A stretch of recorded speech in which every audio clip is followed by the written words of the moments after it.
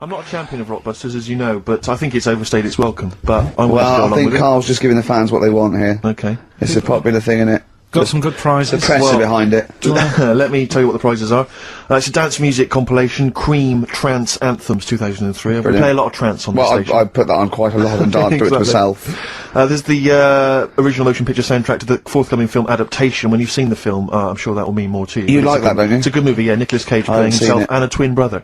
And it's written by Spike, it's directed by Spike Jonze. Joined at the, what? No, they're not joined at the hip at all, or at the face. And we've also got the best one-hit wonders album in the world ever. What have we got on there? We've got things like The Crazy World of Arthur Brown, brilliant. Nana, 99 Red Balloons. The Rembrandt. In fact, it kicks off with Nana. Sure. That's followed up by I'll Be There For You, the theme from Friends by the Rembrandts. Yep. And of course, Breakfast at Tiffany's by Deep Blue Something. Brilliant. Deep Blue Something. Is that the worst name ever? I think it possibly is. No, Sixpence None the Richer. Sixpence None the Richer. That's a pretty bad name. Okay, again, I know we've got a lot of chill-out fans who listen to us, so the best chill-out album ever. Yeah. Bear in mind, of course, all these prizes collated by Carl from, I guess, people's drawers. Yeah, looking in a drawer. Oh, dearie me. What is it? The only thing probably worth having is a, I mean, it's topical, if nothing else, Carl. A 7-inch by the White Stripes. Merry Christmas from the White Stripes. That was their exclusive Christmas single. So if that's early, isn't it? That's you get that. It is worth a lot of people have got to wait 11 months before that's released. Yeah. Or is it last Christmases? Exactly.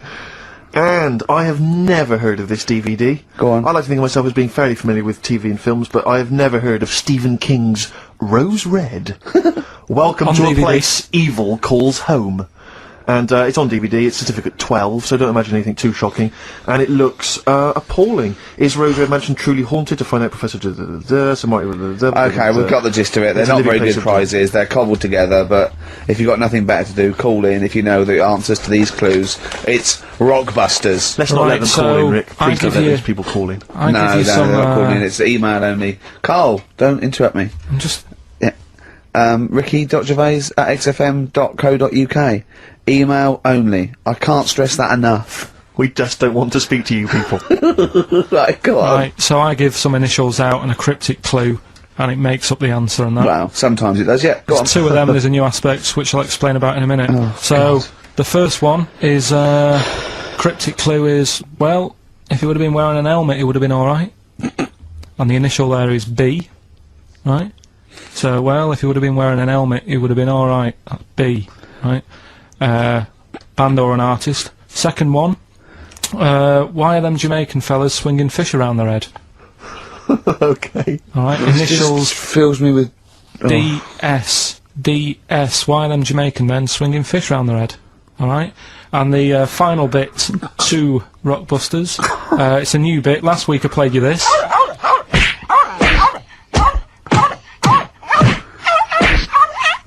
His face goes along with it. That's someone beating up a dog. That was Smack My Bitch Up, right? So here's some sound effects and that, and they make up a song. I can listen to him talk all day. Let's have a listen to the effects.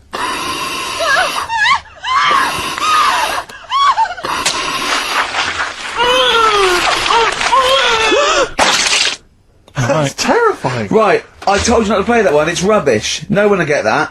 Well, we'll see. I heard that. I can't always say, what do you think? I said it's rubbish. No one will get it. No, it's not the one you think it is. Ah, right. So, email in, ricky.gervais@xfm.co.uk and you can win that stuff. I'm a little bit confused. I'm here. I've heard what you're saying. We've discussed this in the past. I don't know what's happening. What's that? Is that a clue? That's a cryptic clue. That's screaming to a song, is it? To do with screaming. Well, don't say it. So it should stand up by itself. Don't give them any clue. Hang on a sec. So this is the name of a song. It's not a band or an artist. Yeah, the sound effect. So the first two are bands or artists, and the last one is the name of the song. I said we should abandon this. Okay, right. Do the question. Do the questions and the answers. And if I think that it's either too hard or ungettable because it's stupid, we're binning it. Right. I thought we'd already been. I'm annoyed that. Right, come on. Do it quickly. The first one was, well, if he would have been wearing an helmet, it would have been alright. Right, what's the answer? That was B. What's the answer? Bust head. Right, that works. All right. Busted. That's fair enough. Did anyone get that? I assume some people got... No. People have given up, Rick. People aren't even bothering to contribute. Right, what's the next one? They've just ignored it like it never happened. Busted. Second Busted. one. Busted. Why are them Jamaican men swinging fish around their head? Go on. That was DS. Yeah. 70s band Detroit spinners.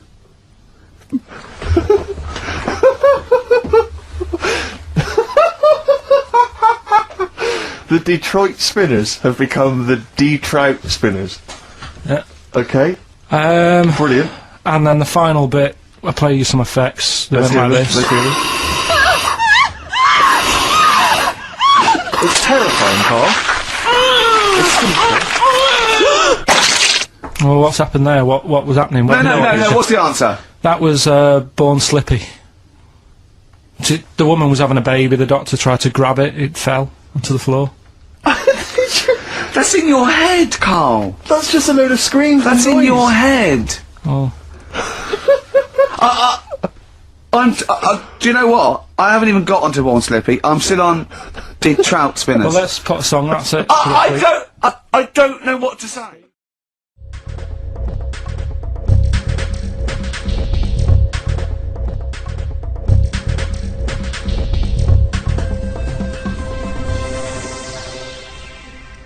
Carl. What? What would you rather do, right? I sort of put you in a ball, squash your head, right? Tie your head to your knees, like that, right? You have to walk around like that, right?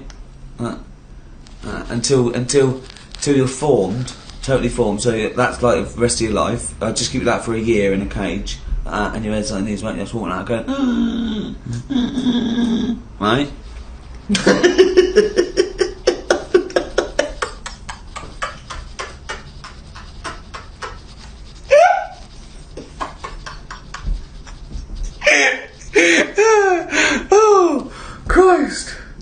Oh Christ. Or I do facial surgery on you, right, and you've got no face at all. I sew up your mouth and nose, right, and lines like that, right, and you're just fed with a tube in your stomach and a breathing equipment. So no eyes? Yeah, no eyes, no nose, no mouth, no nothing. You'll take your ears off, right, so you're deaf, dumb, blind, you're breathing through a little thing there. You're being fed straight into your stomach. And what's the problem with the head on the knees? Well, you're in pain. You can't use to walk like a crab everywhere. But I can still hear and see. Yeah. Love that one. Yeah. What would you do? What's the first thing you do when you get out of the cage? How long have I been in the cage for? A year. Just crying yourself to sleep every night. I'd call Suzanne, just warn her.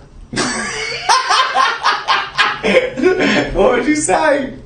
I'd just say, look, I'm coming home. Long story. Can you come and open the door?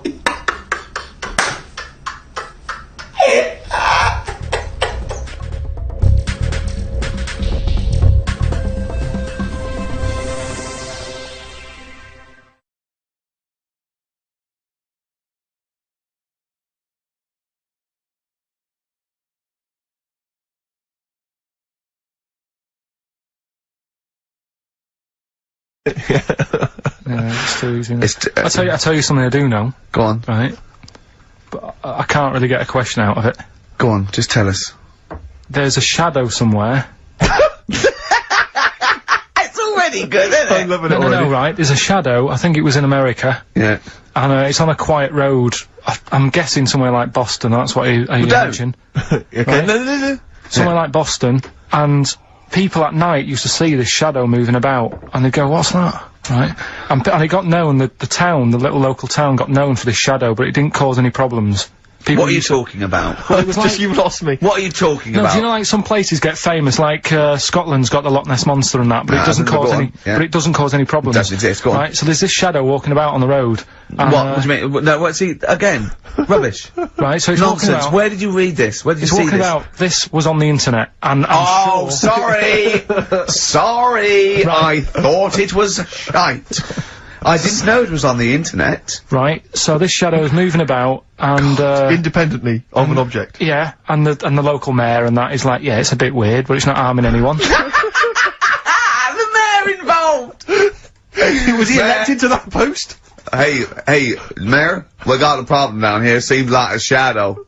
Well, it's not causing any. No, it's just causing any problems. Yeah, but that's the thing. It was left for years, and then it did start causing problems. I see, that's it. If you leave these shadows to go unchecked, Rick, they go crazy. Yeah. You let them run amok in the tree. Yeah. You've got to stand What around did it do? on What did it roaming do? shadows. What did the shadow do? It was pushing people off the bikes. It was what? It was pushing people off the bikes. Oh, I'll find out more for that next week. Right, that'll tease oh, them. you're a maniac! We'll do more on that. We haven't had time for educating. Please never have children. Right, listen. You're Just promise me now you'll never have kids. We haven't got time now Okay, for- listen, alright, DJ Shadow, have we got time for the... Oh dear, no, this is quite a nice email from Paul.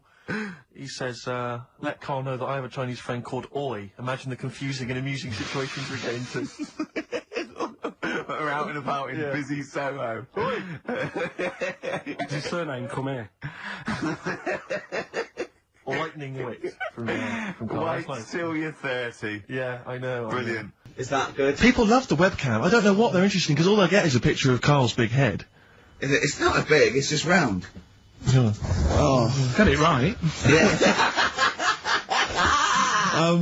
And we've still got Carl to take off my sock for 20 quid. Okay? Let's do it now. Let's just get it over with and do it now. Come on, Carl, let's get our cash out then, Rick. There's £10 right there. No, you don't owe him, because he owes you 10, so I just have to pay him 10. Okay. Yeah. So, go on then, just take... Not whilst co-player here. Sorry, they've had to shoot off. My suspicion is that, like the cow story, the worm story is not true. But And why, Robin- why would he get so sort of uppity about it? Well, Because it's not true. imagine if that wasn't the first time he'd done it. Imagine if he did that every single time he was with somebody for the first time and Robin was just met them. He will tell that story to anyone. But they do say there's no smoke without fire. Oh, Robin!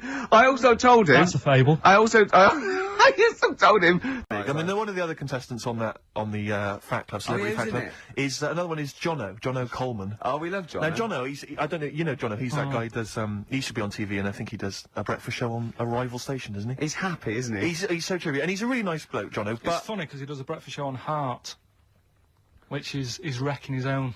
There's a bit of irony. I love Carl. Thanks, Carl. Do you know what I mean? Yeah, I love I you. can see where you're coming from. Yeah, that's good. I don't blame him, because, I mean, there is some cracking stuff on cable TV. There's some great stuff. But I was flipping through the other day, and on digital TV, you can see what other shows are on while you're watching something. I was flipping through, and there was one, and it was called... Now, when are you ever in the mood to watch a TV show called I Survived a 200-pound tumour? When was that on?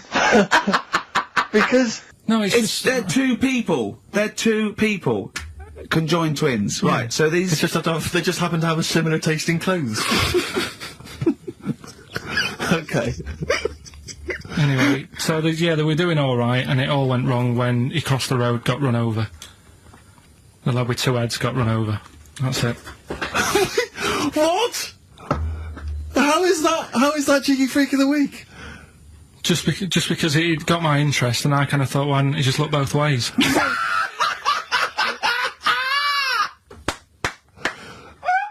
I'm intrigued to know how you... wasn't he looking both ways? I'm intrigued to know how you get run over. What was it, 1629? Yeah. Well, it's horses and that, wasn't it? Yeah. Oh. If you could be tall or short, which would you rather be? You know, put yourself in my shoes, perhaps. Unfair. No, I know, he's out now, isn't he? He's out. Did he walk out? I think so. I think that's it, from what I can... No, I think next week they kick him out, because I read something about, they get rid of him next week because of his attitude. And first time I read it, I thought he'd actually ate someone's hat. But it was... You lost me. got rid of him because of the attitude. Oh! Everything you think of now is puns. You can't get puns out of your head, can you? Oh, Carl, you're great. Look at his little face. He's so good. That How is long have you been good. working on that? How long You've have you got to been working on you've got to give him that. That No, was that a is- real no, joke. it is Look at genius. his face. He knew it was funny. It was meant to be funny. He said it to be funny, and it was. Well done. Well done. I'm just interested, I just want to dissect it, because it was brilliant, and I'm wondering, how long have you been working on it? About 2 weeks. Yeah. No, it's good stuff. It was worth the wait. This is more frothy. Liz Hurley lying low, apparently, at Elton John's house to try and avoid the press now that she's had a child. That's a good place to go to avoid the press. Exactly. Yeah, yeah, Elton John's house. Everyone seems to be friends with Elton John, Yeah, don't they? Every celebrity's when friends did with... pop into Elton John's house? What is he running some sort Well, of... it was like when Robbie Williams was a drunkard and a drug addict, he went to Elton John's. Yeah, and didn't there's the other Elton fellow have that to? went there as well. What someone to recuperate and shoulder the crime. Is he giving out false passports? But I and, don't know like, if people have seen his moustaches? history. He's not the man of, I mean, I know he's cleaned himself up now, but, maybe that's it. Maybe he's got this kind of insight into how to deal with celebrity. Yeah. What do you think, I Carl? think it's just genuine mates with him. I think he's just suppose like so. a friendly I bloke. think she's been doing too much lying low in the first place. That's part of the problem, isn't it? High five, Carl. That was a genuine joke from Carl there. And he's so proud of himself. Look at his little face. Too much lying low. Oh. You realise that wasn't Dixon's policy then. Exactly. They don't At usually that shout moment. you tosser as you leave the shop and walk down Camden High Street. They're not usually shouting you tosser. You should have took the offer of, like, the monthly payments they've got on at the moment. So, And it was a dark time. Well, it was for me because I work nights. Yeah. But you can just tweak it, like the fella who has done the pegs on the face, right? Yeah.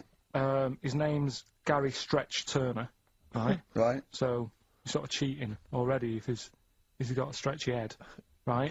but You are, right, you are one of the most stupid humans I have ever met. well, get me in the book. Yeah.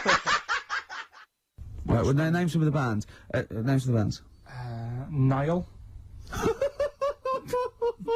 Go on. Right. that's one of the bigger ones. What else is there? There was a woman who's had a breast in show for 150 grand. Right. okay. Okay, Any more what? information there? What? Third party fire and theft? Don't know, it had a picture of her with them, like, out. I just thought, yeah, he should get them covered. He's done another real joke! Brilliant, that's a proper joke. He's done, look at his little face, he smiles! I'd like to see you on one of the sort of TV panel games. If they could bring back sort of celebrity squares, I think Yeah. it'd be amazing as the centre square. Oh, that would be Wouldn't that be incredible. extraordinary? Sorry, does Barbara want her face being there? No, I'm just saying if that's what she's into, then I don't She's mind dead. popping... She's dead, yeah. So, Isn't she? Isn't she? I don't think she Just is. be careful, because you can't libel the dead, so I want to make sure she's dead before we start saying horrendous things. But I don't think she is dead. I'm almost certain No. she's not. I don't think so. No, she's not. Phone, is Barbara Carlton dead? 08700 800 1234. I'll have to get Chris in. So listen, right? Yeah. Well, yeah, and I reckon on the day before, I'd do a lot of things with my left arm. Give it like a big day out. Juggle. Get it to do lots of things. Yeah. Yeah. Do something. I mean, if everyone followed this example in the world and put the left arm in the air permanently, we wouldn't really get very far, would we? Oh, it'd be a nightmare for cab drivers. You'd be flagging them down. There's loads of questions coming for you, Karl. Karl Pilkington. It was like, don't walk through a river that's full of snakes because Good work, good advice. if you've got a kid in the car or in the house, turn your radio down if you don't want them to hear stuff like this. But, they go for your tackle. Why? I don't know, they just do. They think it's another little snake. Maybe. With swollen With cheeks. earrings. With earrings, yeah. Or an anaconda in my case. With one eye. Put new grout in, they look as good as new. Thanks, Anyway, time for the news. Karl. He knows the format of Five Live. Thank you, Karl. Bye-bye. No, I think we came second. This really tarty girl who did Madonna like a virgin, and I thought, yeah, right, like you are. She's a right ropey little woman. But So great! Hello, everyone at Warner's. Thank you so much for getting behind the DVD. Hope you're enjoying your Q4 presentation. We're right behind it. We're going to do TV and radio and really make this a big seller. We hope. what are they doing? What are they doing towards this? What is this all about? Well, we're... What do What do you mean presentation? Why are they having all this? Well, we're motivating them to sort of go You out and shouldn't need sell it. motivating. It's the job. They're either good at the job or they're not. If they're not, get rid of them. I mean, Alan Sugar doesn't piss about like this. If someone's weak, he kicks them out early. Why are we having a little presentation? When you say presentation, is it a night out? I bet they're all sat there going, what's all this about? Oh, another DVD, whatever. Get the drinks in, Harry. That's what annoys me. This isn't going to motivate them at all. It makes no difference. It's just another free night out. It's their job to sell this. Why have we got to help them get behind it? Do your job. Does this happen in any other job? Doctors doing surgery. I'm not in the mood for this. Let's have a presentation. Let's get the family in. Please help me, Grandma. She's not been well. She needs surgery. All right, let's do it for them. No, they just get out there and do it because they paid. So get off your arse and get out there. Water 4. That means they have 4 of these a year then, does it? You have to keep being reminded of the job. Don't forget, you've got to get out there and get off your arse and sell stuff. Fuck me.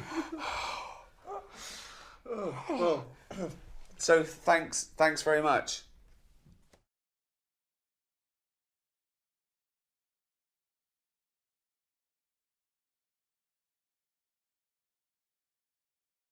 For centuries, life's big questions have challenged some of the world's greatest minds. The need for love, marriage, and lifelong commitment, the yearning to reproduce, and the survival of the human race, the search for a vocation, the desire to find happiness, and the inevitable death. But Karl Pilkington has not given a second thought to any of these issues. This cat's cross-eyed. I've never seen that before. Now he's turned 40, he thinks it's time he did. He's travelling around the world to see how other people deal with life's big questions. We've had the Iron Age, the Stone Age. This is the about age.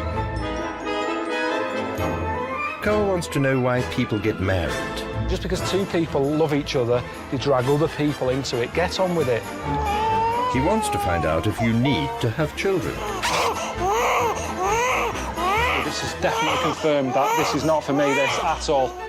Do you need a vacation in life? Tell you what, thirsty work, though. What's the secret of happiness? And how do you deal with death? This is the moaning of life. It's like, who's the mental one here? Is it me or everyone else?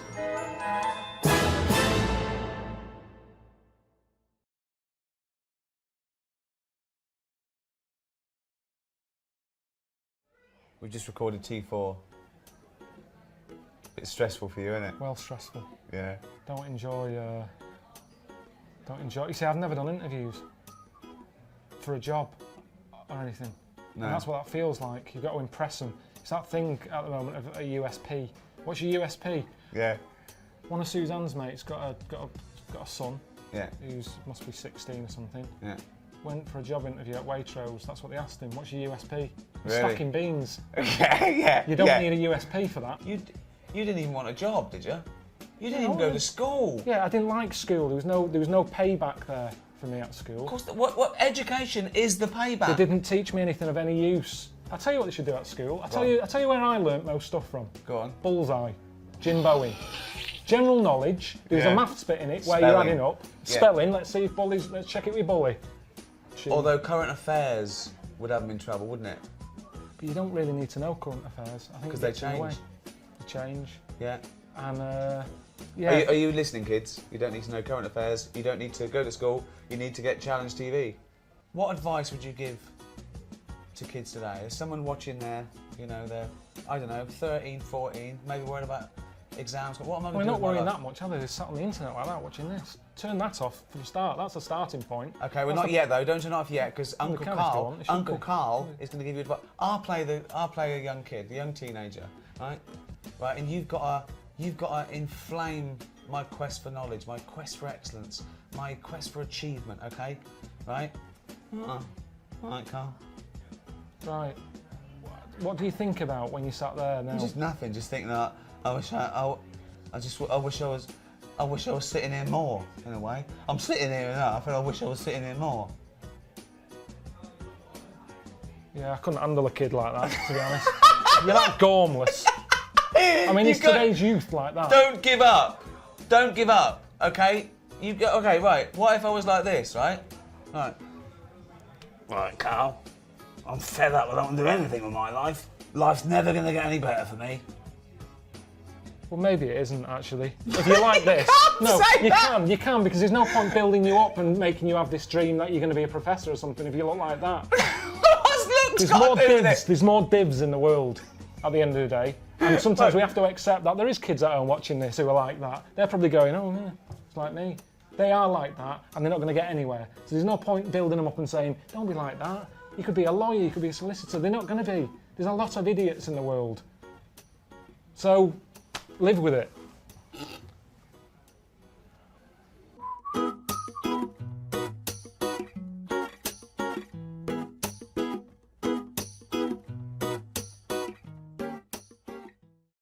Right, old woman, about 70 years old.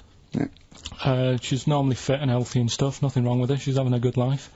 And one day, she goes for a check to the doctors, just to check herself out, because she's getting on a bit. Says, take your clothes off and that. So she does, and checks her out, says, yeah, you're looking good, you're looking good. Turn round, he said, oh God. He said, you've got a tumour on your buttock. Right? So she goes, oh, what, can you do anything to sort it out? So they go, yeah, we'll book you in for an operation, it's best if we remove this. Books her in for an operation, operation day comes, strip her down and that, they're all stood round, the doctors, start to operate. It only turns out it's a pork chop that she sat on 5 years earlier, and it had stuck to her buttock. Right, Carl. I can forward you. I'm not. Right. No, listen. Serious. Right, okay, Carl. I'm telling you now. I'm leaving. I'm never doing this show again. No, I'm serious. Honestly. You're talking. I've never had such. You are. Play a record. Play a record. I couldn't believe it. What do you mean you can't believe it? Stop the record. Stop the record. Stop the record. Right. Okay. Right. What do you mean you couldn't believe it? No, when I read it, I said I've got to tell Ricky this that. woman had a pork chop stuck to her arse for 5 years. You mental case. Of course she didn't. Right, I'm 30 now. I can only remember being off 2 times. Oh, his memory's going as well. You had some time off. And both of them were when I was at school. What's school? One when it was windy. Why did you have time off? Because it was windy. But to be honest, Carl, that lasted for 7 years. Your time off at school. Wait. Why did you have time off? Because it was windy. Were you windy, or was it windy outside? No, it was like when... Your auntie wasn't out the window, was she? Yeah. When the winds were bad in the 70s, and my mum said, oh... Whoa. What? I remember space operas and flares. I don't remember the winds being bad in the 70s.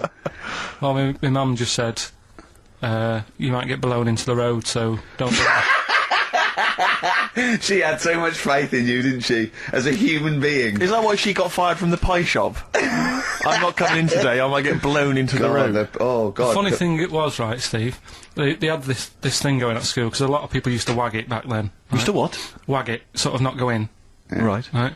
And, they sort of tried to make it interesting for you by giving you an education. A certificate if you did a full week. Reward for the rest of your life with achievement. That sort of carrot. And also, like, let you go home at 3 o'clock on a Friday. Right. If you'd done a full week and that. Yeah. So it was lovely weather all week. Then it just sort of changed on a Friday. And I got up and it was all windy. It was always windy for Friday on 7, isn't it? Don't, if you don't go in, because, you might get blown into the road and that. So I said, all right, then I'll stay off. And so why did she told you to hold on to a fence or walk you there? What's this? Don't go out. Immediately give up. I love this getting blown into the road. Is that based on your cats that kept getting blown into the road? Well, so I got to school on the Monday, right? And the teacher said, right, today, to punish you, you're the only one who wrecked the whole week, right? Everyone else came in, you didn't. So everyone else is going home at 3 o'clock today. But you're not. Brilliant. Serves you right, and I wasn't bothered though, it was great, because I said, well, you'll have to stay with me, won't you? And it was great. So all I did for half an hour was doodle and stuff. It was great that afternoon. Yeah. And that was ages ago. That was like when I was about 8. And that's one of the times I was off ill. Yeah. So it was, but that wasn't even ill, that was wind. Yeah. Yeah. So, right. So I'm growing up on this estate, and there was this woman about 4 houses down, right, who's a bit rough, alright? Didn't fancy her? Oh, God, no. Right, but she had a baby. Well, tell me about her first. I'm interested in this woman. Why was she? It was a very... She looked like a man in a dress. I mean, I didn't grow up in a posh house or anything. I'm not saying that if you live in a bit of a rough house, you're a bad person. What does she look like? But anyone can clean up. Look like Tony Green with a fag on. They didn't clean up much, right? Oh. Which even if you've not got a lot of money, you can still try and make Get a some place look jiff. nice. Yeah. Right? But she didn't, and a kid used to take a horse into the house. Sorry. Whoa, yeah. Whoa, Neddy. What do you mean, a kid used to take a horse into the house? Where did he get a horse? Must have nicked it from somewhere. Must have gone. You've seen a horse do it? No. What, is that from outside the saloon round the corner? Yeah, was it just tied up with a bit of leather? Right? Oh, that's great. Did Big Jake come looking for it? I'd been out. Oh. No, sorry, let me get this. This was before the lynching stopped or after. Where did he get a horse from? What do you mean he must have nicked it? His mum said, where'd you get that from? I bought it. All right then, but keep it out of the kitchen. I don't want you going Catlin rustling. Where did he get a horse from, Carl? And how long did he have it for? Was he leading it or riding it? Mum, open the door, I can't stop! I can't stop it. Open the patio door as well, Looks like we got us a runaway. What do you mean? I don't know, but the thing is, they couldn't afford to buy one because they're not cheap. So I'm just guessing. Maybe that's wrong of me. But I think... He had a horse? Yeah, right. So that's why the family didn't have any money, they'd spend it on the horse. No, I don't think, that's what I'm saying, I don't think they would have bought it. So anyway... Yeah, it's wise to whisper, Carl, in case they're listening. Yeah, and they could be in the room next door. It's not buying it, it's keeping it as well. Oh, so I was like in the car with my dad, coming into the avenue, and you used to have to drive down it to turn round. And, you know, sort of go back to our house. You had the traditional method of transport, yeah. And, the horse was in the lounge. Reading a paper? Just like walking around. Oh, God!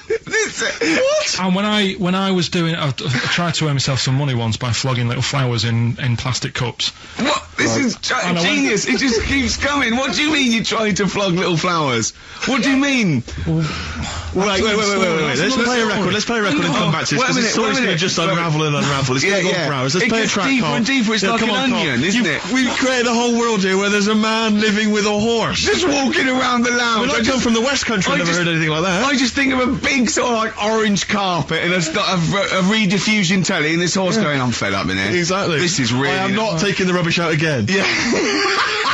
Right, play a record. Let's have Velvet Underground. We've got that lined up. Oh, yeah, the classic from the first album, I'm Waiting for the Man. Let's come back to the horse in a second. Little flowers in pots. What do you mean?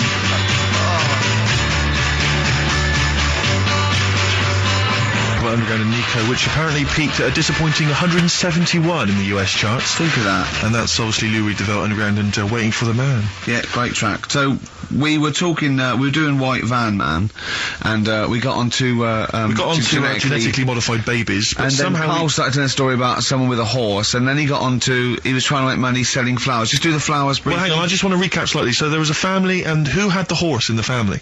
It was... Because you lived on an estate in Manchester. So the mother was a right pig, apparently. Well, I don't know if that's you relevant. You don't need to go that far. But what I'm trying to do is, like, make a picture for you so you understand what a picture it is. Who did she look like? Bit of a... and no disrespect to her. Bit like Pauline Quirky, yeah. Right? Okay, I knew you were going to say that. Yeah. I knew it was going to be Pauline. Did she have any tats? I've never got that close to her. Okay, alright. So who had the horse? Was this her son or her husband? No, her daughter. Her daughter had stolen a horse? Yeah, from, I don't know where, there was I think it was some stables down the road or something. And they kept the horse in the house with them? They kept it in the house. Did they didn't get have caught? It for long. No. Sorry, and you said you were in the house one day and you saw the horse in there? What happened was, I was, they did this thing at school about raising money for charity, right? For some local charity. And they said you can do anything to raise money, and they came out with all these ideas, and I thought, that's good. What was the charity? Well, I don't know, I thought, forget the charity. Yeah, that's just a good money making idea. So, you're a charity. So, so I asked my mum for some, cause she used to have a lot of flowers around the house. Sure. I said, can I just take some snippings off them? And, I'll go and buy some plastic cups.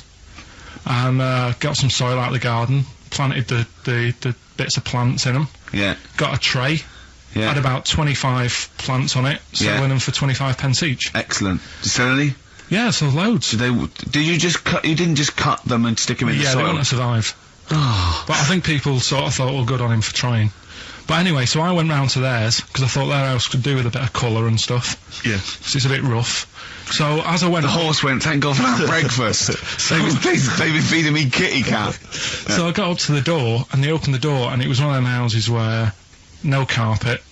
Yeah, a horse in the living room. You know. We've all been there. And the horse was walking around the living room. Oh. I looked quite happy and everything, because I always say that about animals. Black Beauty right? was on. Yeah. Well, think about it, right? If you were a horse, where would you rather be? In a little wooden hut with a load of hay, or in like a house with a central heating, 3-piece suite, and a telly and that? Telly and that. No, but I was saying this the other day. And an Atari, right? Yeah, I didn't go to school much because me mum and dad had a caravan. Right. And no need, is there? No need when you've got that sort of fun at home. I used to just go away for weeks. Really? Yeah. Is that true? Yeah, honestly. Where'd you used to go? Port Maddock. But and so you didn't go to school much? No, I did, but not as much as everyone else. No. How many holidays were your parents having? What was their income that they could... No, my dad used to work nights, and he used to travel back, because to Manchester from Wales, it wasn't that far. And Manchester to Wales? He used to do 4 on and 4 off, so me and my mum were, like, loving it. But what Port Meredith? Port Maddock. Port Maddock? Down the road from Port Merion, where they filmed The Prisoner. Right. Oh, so that's cleared up for me. Yeah, location-wise. So what did you do then? You were in this little 2-berth caravan on the back of a Cortina estate. Right. Well, what was it? What was the car? I want the... what was Granada, it? Ford Granada. Ford Granada. What are we talking? 1980... Yeah, 82, 83, right? 84, 85. Okay. And you in the car down there, park up. Yeah. What was it? What was Port Meredith? Port Maddock. Port Maddock. I remember Ruth. It's just, it's just a holiday camp. Yeah. And had an arcade and a beach. I was loving it. Yeah. But so of the 52 weeks of the year, let's assume, I don't know how many weeks you take off normally for holidays anyway. Let's just say, I don't know, you go to school 45 weeks of the year maybe? Generally, most kids? No. Bit less. Bit less than that. 42. How many weeks would you say you actually spent in school? Well, how many weeks do you have off for summer? Well, we'll work that out. That's what About I mean. 6 off for summer, about 3 for Easter, about 3 for Christmas. Put it this way, I'm surprised I'm not Welsh, to be honest. Right. Because I was there more than I was in Manchester. Did the school authority not come and check you out? No, they didn't. Didn't get Manchester, I suppose they didn't care, do they? Not really. Yeah. They're lucky you turned up at all. Would you just turn up for the last day when you could take in your best toy? Did you know that when you could take in any game? Just play with everyone else's. Why, I break my stuff. Sure. Yeah. Yeah. No, that's a good Well, this point. answers a lot. This does answer a lot. The fact that you spent most of your time on the beach as a kid. Teachers were no good at my school. We were talking about it yesterday. So you were teaching them a lesson by going off in the summer. Yeah. And did you go to university? No. No. Did you go to sixth form or college? No. When did you leave school? When I was about 15. Right. What, you just went on holiday and didn't come back? I just got a job early, didn't I? Where was it? Port Maddock? Getting there. No, I was a printer. BM Print in Trafford Park. Have you ever seen, like, a bald pet? No. It's weird. What do you mean? Because my mum, we used to get through loads of cats because we lived there. Oh, God, it started early today, isn't it? What do you mean? It's only 10 past 1. What are you doing? No, Running a restaurant? We lived on... Oh, God, what do you mean? No, we lived on, like, a main road. Oh, yeah. Right? So we used to get through a lot of them. My dad kept their saying, risk. Stop wasting money, it's not... Stop wasting money, not wasting cats. Right, so, anyway, we had this cat that was ill all the time. And, It's just bag of nerves, probably. Yeah, malingerer. Yeah, I'm terrified. I'm going to which house? Rome. Oh, God, bloody hell. Rome. Don't let me go to the Pilkingtons. And it, for some reason, it kept being sick all the time. Right? Yeah, that is nerves. That's definitely nerves. So my mum kind of thought, I've had enough of this, and she shaved it. Whoa. Whoa. Now, I know you're not vets in your family, but what correlation did your mum think there was between it being sick and shaving it? Because it kept being sick, and it was a pain to wash, because it kept getting So caught she up. wanted a dry wipe cat. So... Why didn't you just varnish it? What? It's weird, So now he's cold and sick? No, but not all of it. She left sort of the back half, but sort of from its waist, sort of... I love that! Shave it because it's sick on yourself. And That is it was yes. the weirdest looking thing. I mean, normally I like cats. I'm always like giving yours a stroke on the head and that. Yeah. As soon as she did that, it was like, oh, Yeah. can't touch it. And then So now it's sick, cold, and hated. Yeah. Carl. It must have, I mean, the other cats must have been taking the mick out of it constantly. It's just making things worse. Did it get, I'm hoping that it got run over and was put out of its misery. no, I think it got all right, that one. Or is that the? Yeah, it did get run over. It did. Oh, God. Oh, dear. How many cats do you say you've got through? I'd say whilst I was living at home, I mean, it's still on the increase even though I'm not there. So whilst I was there, probably 5. God. Wow. Oh. Yeah. And were you upset each time, or you just got used to it? It's one of them things, isn't it? Like I've said before, when you first see something, it's a bit of a shock. Do you know what I mean? It's like the Elephant Man or whatever. Yeah. First time you see him, it's that sort of, oh, look at that. Did I tell you the time when the doctor said I was going to die? All right, keep talking. Right, ages ago, must have been about 15, right? And at lunchtime there was this. We used to have a choice of stuff to do at lunchtime, right? We used to have like a burger place that had an arcade machine in it, right? So we used to go there and play on that and have a burger. Or there was this baker's, right, that my mum worked at, and did great cakes and stuff, right? So she used to like bring some home and that, but she couldn't always bring them home every night because, you know, they cost money, and she used to get them for free. And they used to say they'd rather chuck them away than give them to the staff because there's a chance that the cream might be off. Right. Right, so they used to chuck them round the back. So I used to go round the back with my mate and eat a load. Brilliant. Scavenging, eating out of bins. No, it wasn't out of bins, they were still in trays, but they just stacked them up near the bins, right? So this got out, I mean, it used to be chocker.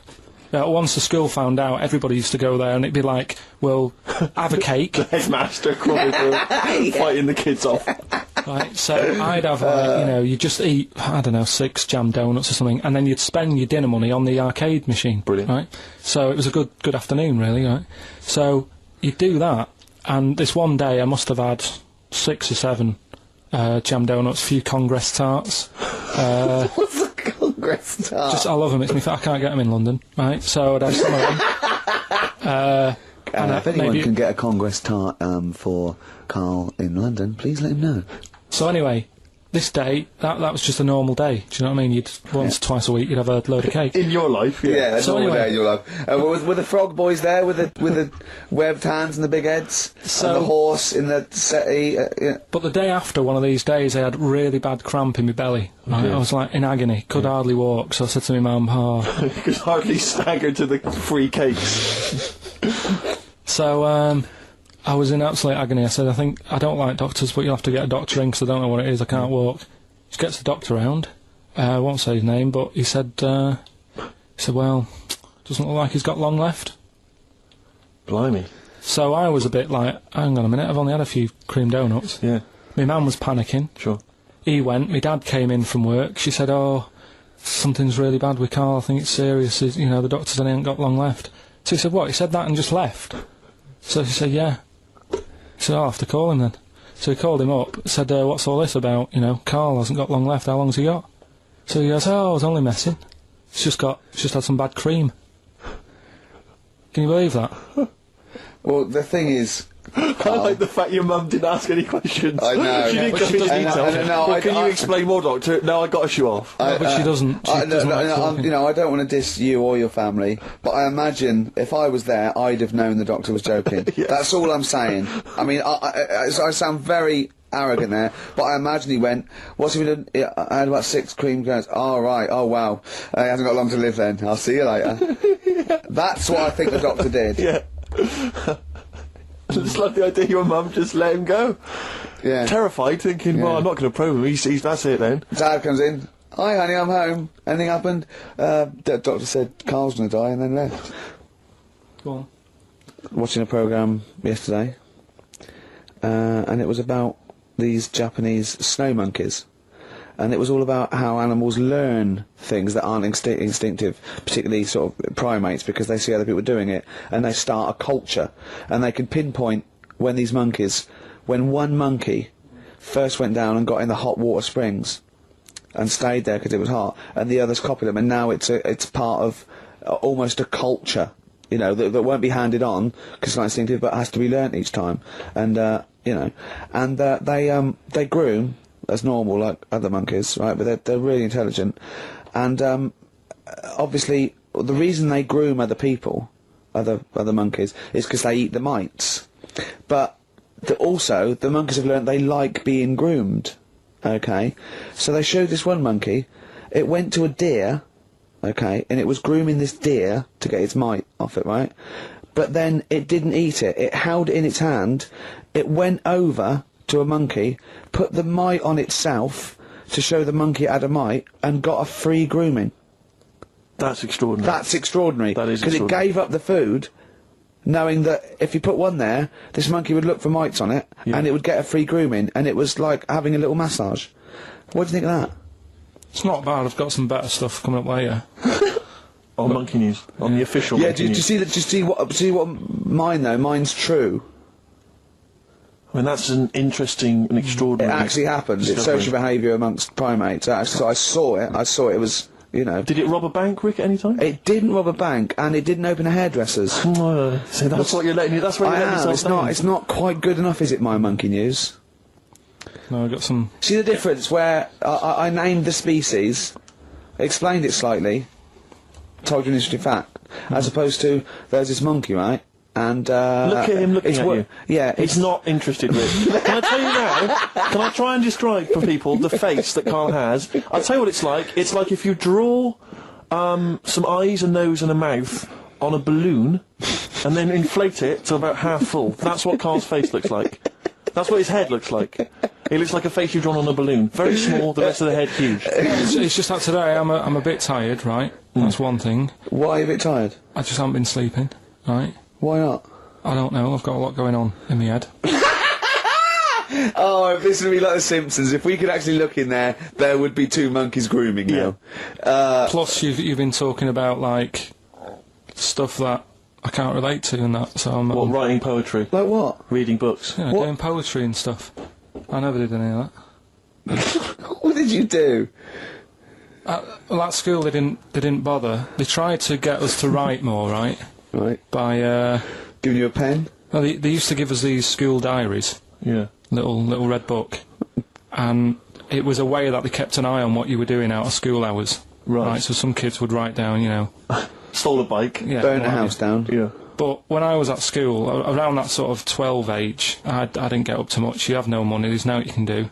So every night it was the same thing. I'd get home, and I'd have to go to the shop, right, and get some potatoes and some bread every night, right. And I kept taking this into school. Sorry, what was it, Dublin in the 17th century? Yeah. What do you mean every day you went to the shops and got potatoes and bread? That's kind of what I had to get all the time. That's what we had. Why? What did you have? Chip sandwiches? Yeah. Right, so you went to the... you went there. So I kept With your hoop putting and that... stick. I kept putting that in the diary, you know, every night saying, went to U-Phase. That was the name of the shop. Yeah. What is it called? U-Phase. What is it, you or you? Like H-U-G-H. Phase. H-U-G-H, yeah. Oh, that was his name? U-Phase, right. Used to go there, get the potatoes and bread and that. I love the fact someone who's named a shop after themselves. I'm not going to say what we sell, it's named after me or nothing, or I'm not opening. Mainly potatoes and bread. White sliced loaves, King Edward's. And the teacher used to always say, just write something different in there, make something up. Because, like, you know, Monday, Tuesday, all the way through to Friday, every night, it was just, went to U-Phase. Went to U-Phase? So you sort of, you Are you sure it wasn't an advert? Sure he wasn't paying you to say, get my name in the book? Yeah. The only time that it changed, and she said, oh, that's made it a bit more interesting, was when it was my birthday, and I had to buy a cake. Potatoes and a cake. And she said, oh, that's good. Yeah. That was my 13th birthday. My mum said, I got home from school, she said, oh, you're 13 today. Teenager, big turnover. Go and get a cake. That's your experience of writing? No, what? Well, no, that's your experience of your 13th birthday. Oh, by the way, you're 13 today, go and get a cake. Yeah. Brilliant, big surprise. Was it a big surprise? yeah, that is brilliant. I love it. That's the only sort of writing. What, and they never asked you to write essays or stories? Did you never write a story or a poem or The stories I did earlier on were, you know, you made them up, but it was that thing that I'd always end them with, and an alarm went off and it was all a dream. Every single one of them. Yeah. But they didn't. I mean, it was a bit of a. What was some potatoes and some bread? Then I woke up and it was all a dream. Then I went to shops and bought some potatoes and bread. But did you ever do anything that write about an adventure when you were a spaceman, or you were a cowboy, or no? All the teachers had scams going on. So in English, right? You'd go in there and the teacher would say, right, what we're doing today is. Got a load of brochures from Thomson, but they say 1983 on the front, so I've got a load of stickers here that say 1984. Let's see how many you can do in half an hour. You are joking. Did you go to school with Oliver Twist? Sorry, you are joking. I'm not, that's what they did. So the teacher must have been getting a freebie or something for helping them out. Honestly, yeah, that's what it was. That is fantastic. They were all at it. They were all other than Mr. Fagan, you had... Yeah. And then when they saw Karate Kid, they had every kid washing their car going, wax on, wax off, hurry up.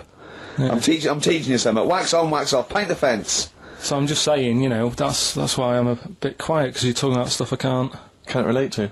And why didn't you sleep last night? I haven't slept well since I was about 12.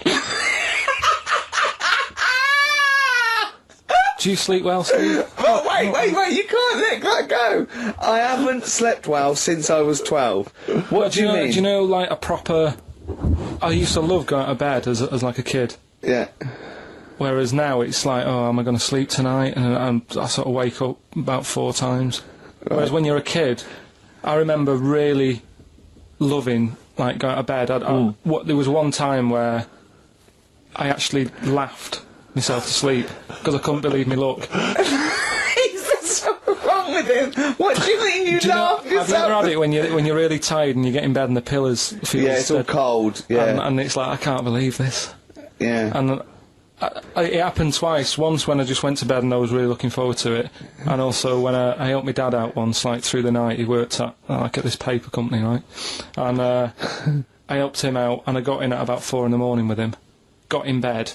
And I just was I was laughing my head off. I had to put the pillow over my head because I couldn't believe me luck. I was oh, this is great.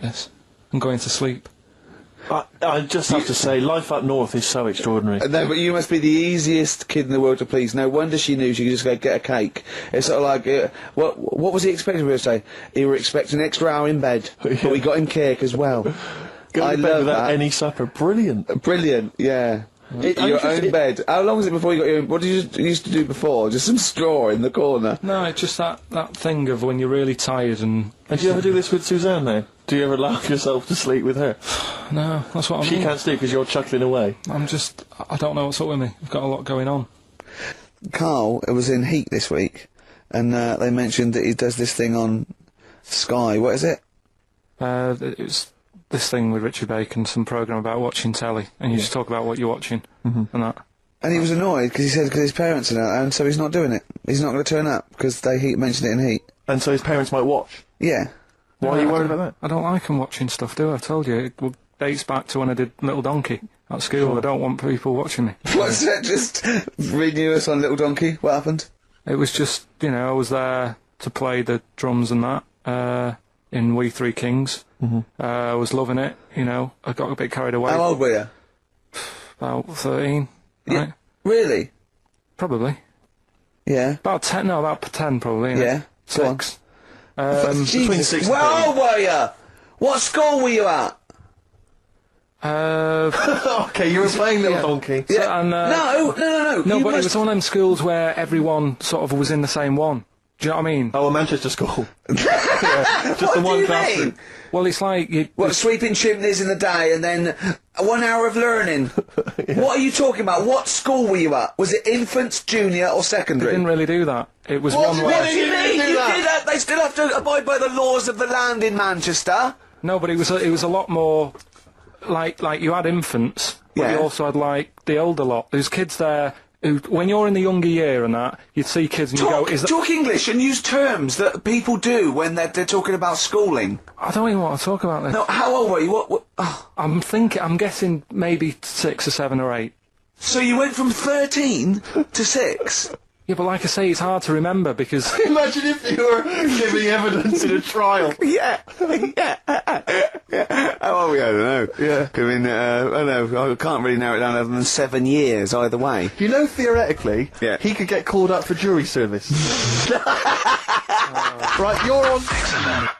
A lot of mates who I had didn't have enough money to go on holiday, and they just get a present for the summer holiday. Of course, they got an education, so it's yeah, but Carl, the thing is with Carl is, right, I want to give him gifts. Yeah. I want him to have the loveliest Christmas ever. I want him to go pony trekking. Do you know what I mean? I want to just... Scared of horses. So many things we don't know about Carl. Fell off one out of fate, and the woman didn't know what to do. She couldn't handle the horse. It was running off. I was hanging underneath, getting a kick in the head. No. Really? Now, hang on, what age were you? This could explain a lot. I was about 6. That makes a lot of sense. I think we got to the bottom of it here. Oh no, got kicked in the head by a horse, lived in a caravan, and had to live in Wales half the time. Oh. Then no wonder this is your favourite time of the week. Do you look forward to this all week, these 2 hours? It's alright. My mate, right, he was religious. Uh-huh. And I'm not, really. But... No, I mean, you believe in ghosts, though, and shadows pushing people off bikes, but go on. But it's the same time, I think I told you once before that I went to the church with this lad because I swore and he said he was going to tell me dad. Yeah. I was effing and jeffing. So he said, if you're going to... Is that how they get people to church nowadays? I love that one kid that, yeah, he hasn't quite got the idea of the protection game. There's nothing in it for him. Either you turn to religion or I tell your father. Right, so I went to church with him and that, and then the next week he said, I know that was rubbish and you didn't enjoy it. It's when I got kicked out for messing with a tennis ball in the pews, right? I don't think we've heard that, but I don't think we can possibly go into that now. Summed it up. Yeah. So, well, no, come on, we'll come back to that. You had a tennis ball and some pubes. No, in the pews. In the pews, right. Yeah. But anyway, so I went there and I said, I don't think much of this church thing, it's a bit boring. Sorry, and so you went to church and you ended up in the Crusades? No, it's called the Crusaders. What it is, it's meant to be the fun part of religion for kids. Right. And my mate said, oh, you want to come along? It's, you know, you go on a Friday night and do it on a Sunday as well. Right, so I went on the Friday night, it was brilliant. They had Sabutio, played table tennis in this dead big old house. And what do they do at the end? Say, I hope you enjoy yourself. Remember, God gave you all this. Well, it's sort of, you know, enjoy the simple things in life. You don't need computer games. You can play table tennis and that, and talk with your friends. Yeah. And blah blah blah. So yeah, that's all right. I think you'd be happy in a young offenders institution. You get to clean the toilets there. But don't forget, Carl, I think God invented Nintendo too. Right. Well, anyway, so that was all right. I loved it on the Friday. Yeah. And my mate said if you go for 4 weeks in a row without missing a day. Yeah. You get a free badge, you know, and salvation. I don't like all this sort of being stuck in stuff. Do you know what I mean? That's what don't get tied down. Do you know what I mean? It's like, oh, every day. Yeah. Right, so, anyway, so you've got to come again on Sunday, so I thought, well, we'll have another game of table tennis, it'll be alright. Yeah. So anyway, I go on the Sunday. Who was this servant of God? Right. I go on the Sunday, it's like a totally different club, there's no table tennis. That's how they trick you. No Sabutio. Yeah. They start handing out Bibles. Oh. And it's like a timeshare thing. Hang on a minute, right? They trick you. So I didn't go again on Sundays. I used to just go on the Friday. Just go on the Friday. Brilliant. Brilliant. Yeah. I'm amazed no one else saw through that. Well, the thing is, there used to be loads there on the Friday, so they won't even notice if I'm not, like... Yeah, do you know what I mean? That I'm not showing up on a Sunday. So anyway, carried on, it was just this kid in the vicar. Oh, I love that. You got one over on the church. So I was loving it, right? Playing table tennis and that. And then, on a Sunday... They found out where I live, and the head fella started coming round, knocking on the door. God! He's everywhere, Rick. Why did he knock? The fella... Politeness. The fella who, like, ran the club, he started coming round, knocking on the door.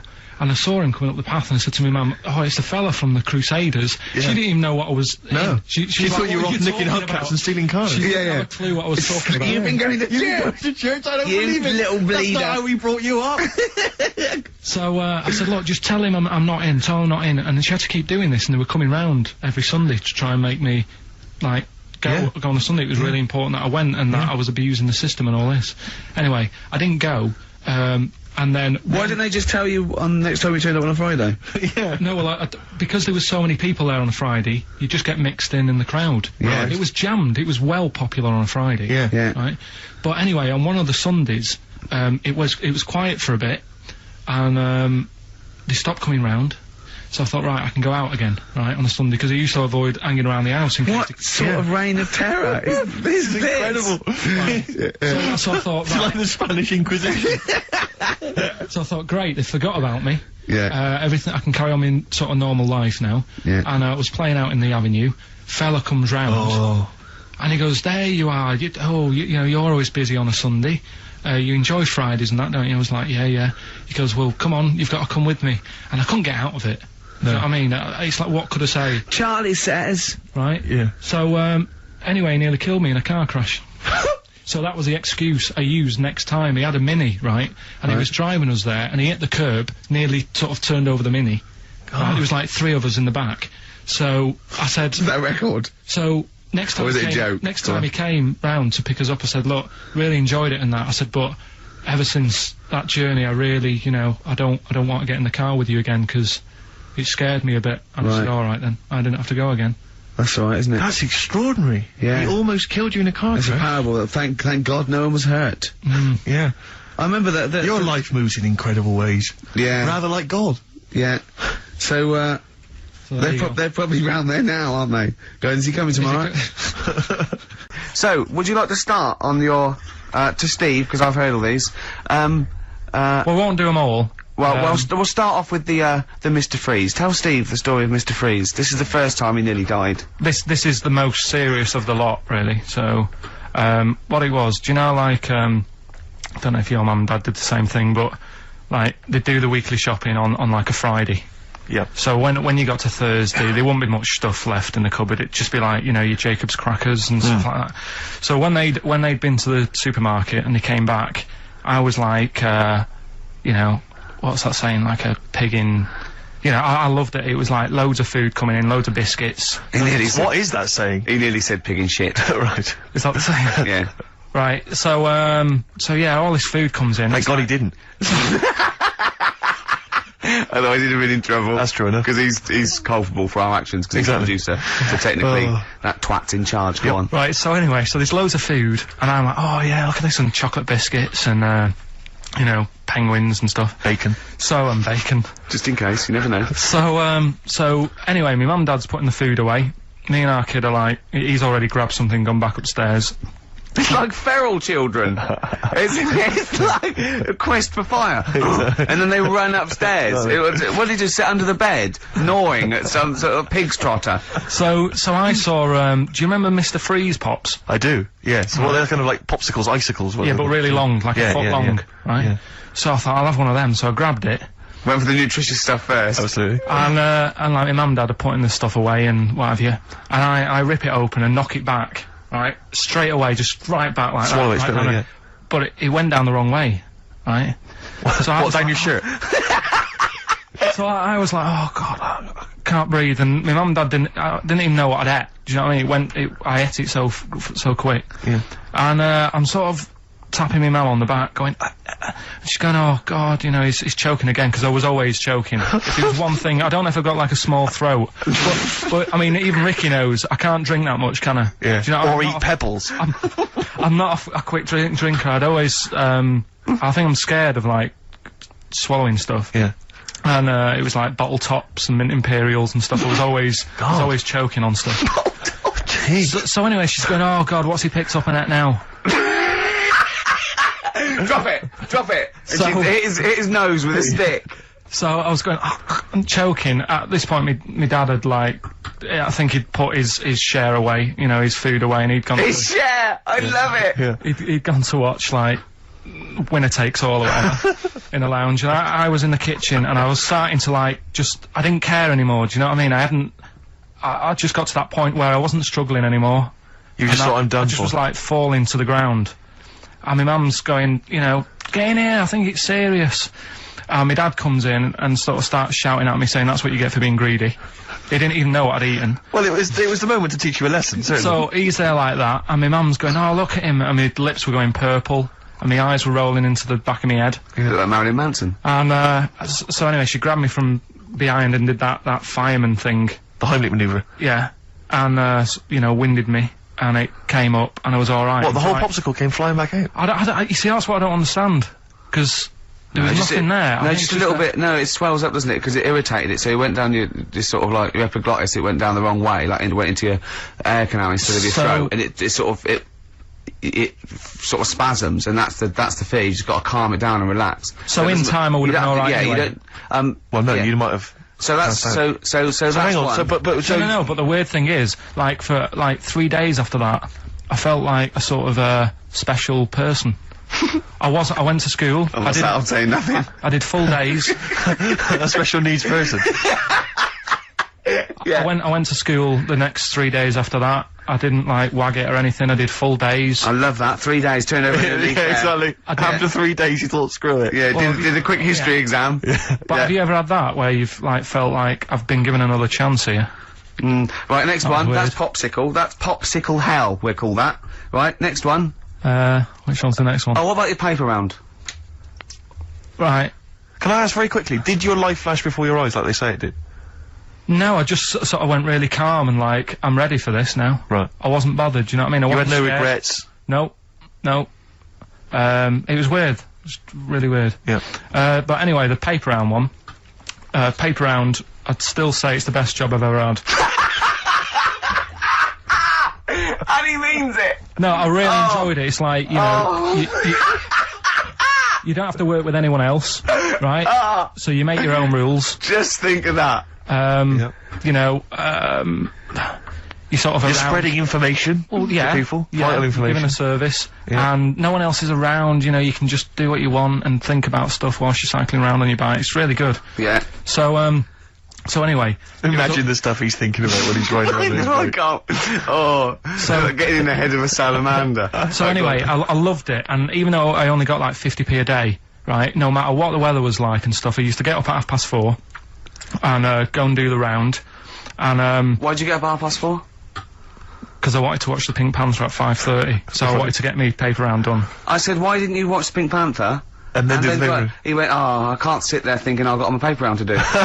He'll ruin it for him. Yeah. So is it a good job or not? So 4:30 I was up and about, and this morning it was like winter, really bad winter, bad snow, you know, freezing cold, really windy and all that. And my mum said to me before I went to bed, she said, don't be getting up tomorrow, I'll give you the 50p. I said, it's not about the 50p. So, you know, people want the papers and stuff. So, conscientious. So anyway, I went to bed thinking, you know, that's it, I've told her I'm still going, so, you know, whatever. Go to sleep, get up in the morning, and put all my kit on. And I used to have layers of clothing on because it was really cold. I had like a big anorak on with the fur on. I had like waterproof pants, and I got my paper round bag. And I went downstairs to get out, and tried to open the door and it was locked. I thought, oh, God, so she'd locked it so I couldn't go out, so I'm searching around the house looking for the keys. She must have hid them somewhere. I thought, oh God, you know, I've got the papers to do. So I thought, how can I get out? So I went upstairs, climbed out of the bathroom window. God. Right, and to try and jump out of the bathroom window onto the porch. But the problem was, I had so much gear on, I was like the Michelin Man.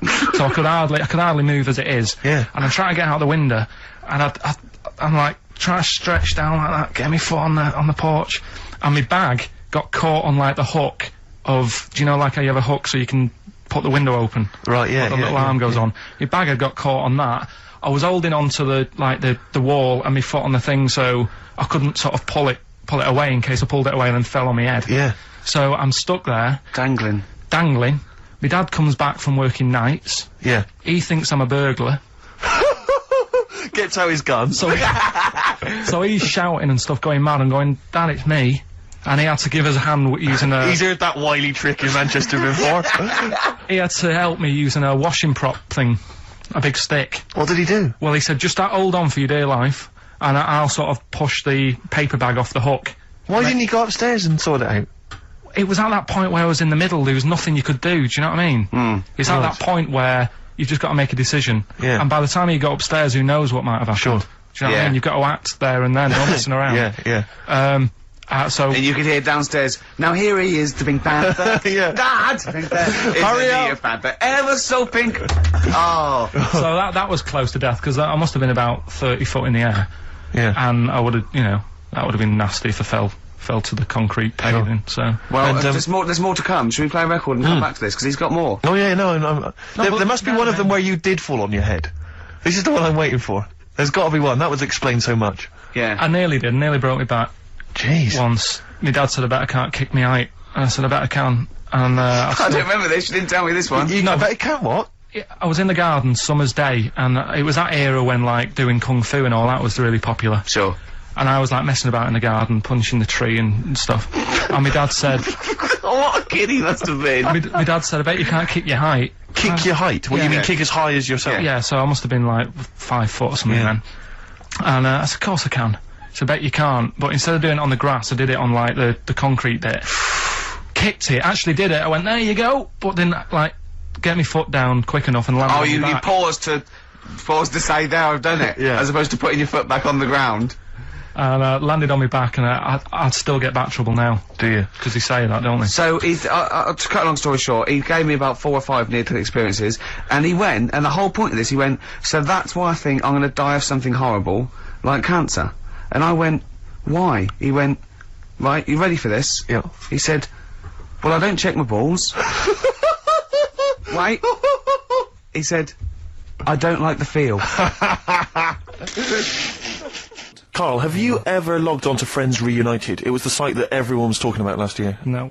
Are you aware of the concept? I've heard about it, but there's no one from school who'd want to see it again, really. So basically, for those that don't know, you have to log on to his website, and then you can it helps you track down your old schoolmates if they've also logged on and stuff. And we took the liberty, really, of looking on the Friends Reunited site and typing in your school and trying to track down any of your old mates. We didn't get in touch with any of them, don't worry. We didn't do that. We're not going to surprise you with them now. No. But I was just interested to know, like, some of your thoughts on some of the names that I could run past you. I mean, these are people from your year. Just tell me if you recognise the names. Alison Birch? Think I remember her. What's your thoughts of her? Don't be libelous. Don't be like no. No. Posh probably did pretty well in history and that. Sarah Morris? God, yeah. Remember her. Go on. You're grinning. What's the thought? Go on. No, just she was all right. She was a popular one. What does that mean?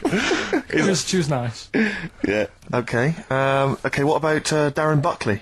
He was one of my best mates. Was he really? Yeah. Seriously? Yeah. What do you reckon he's doing now? Do you still keep in touch? When my mum and dad were still in Manchester and they had a butty shop, he used to go in because the bookies was next door. I know the way you paint a picture. If you did this in your history exam, Karl, you will walk it. Go on. So your parents had a butty shop. There was a bookies next door. Yeah, and he liked having a bit of a gamble, so he used to. I think he works for some insurance company. Do you think that his fiancée Beth knows he's got a gambling problem? Or that his 2-year-old son Lewis? No. Yeah, they live in Cheadle Hume. Hume. Cheadle Hume. He must be doing well. He's still supporting the Blue Army and frequents the shrine on a fortnightly basis. Funny thing with him is, right, when I used to stay over at his house, and his dad was a copper, and I remember his dad came down and said, right, I want to see you two. I was like, oh God, what's happened? And got us round the table. He said, do you know much about drugs? So we were like, what's all this about?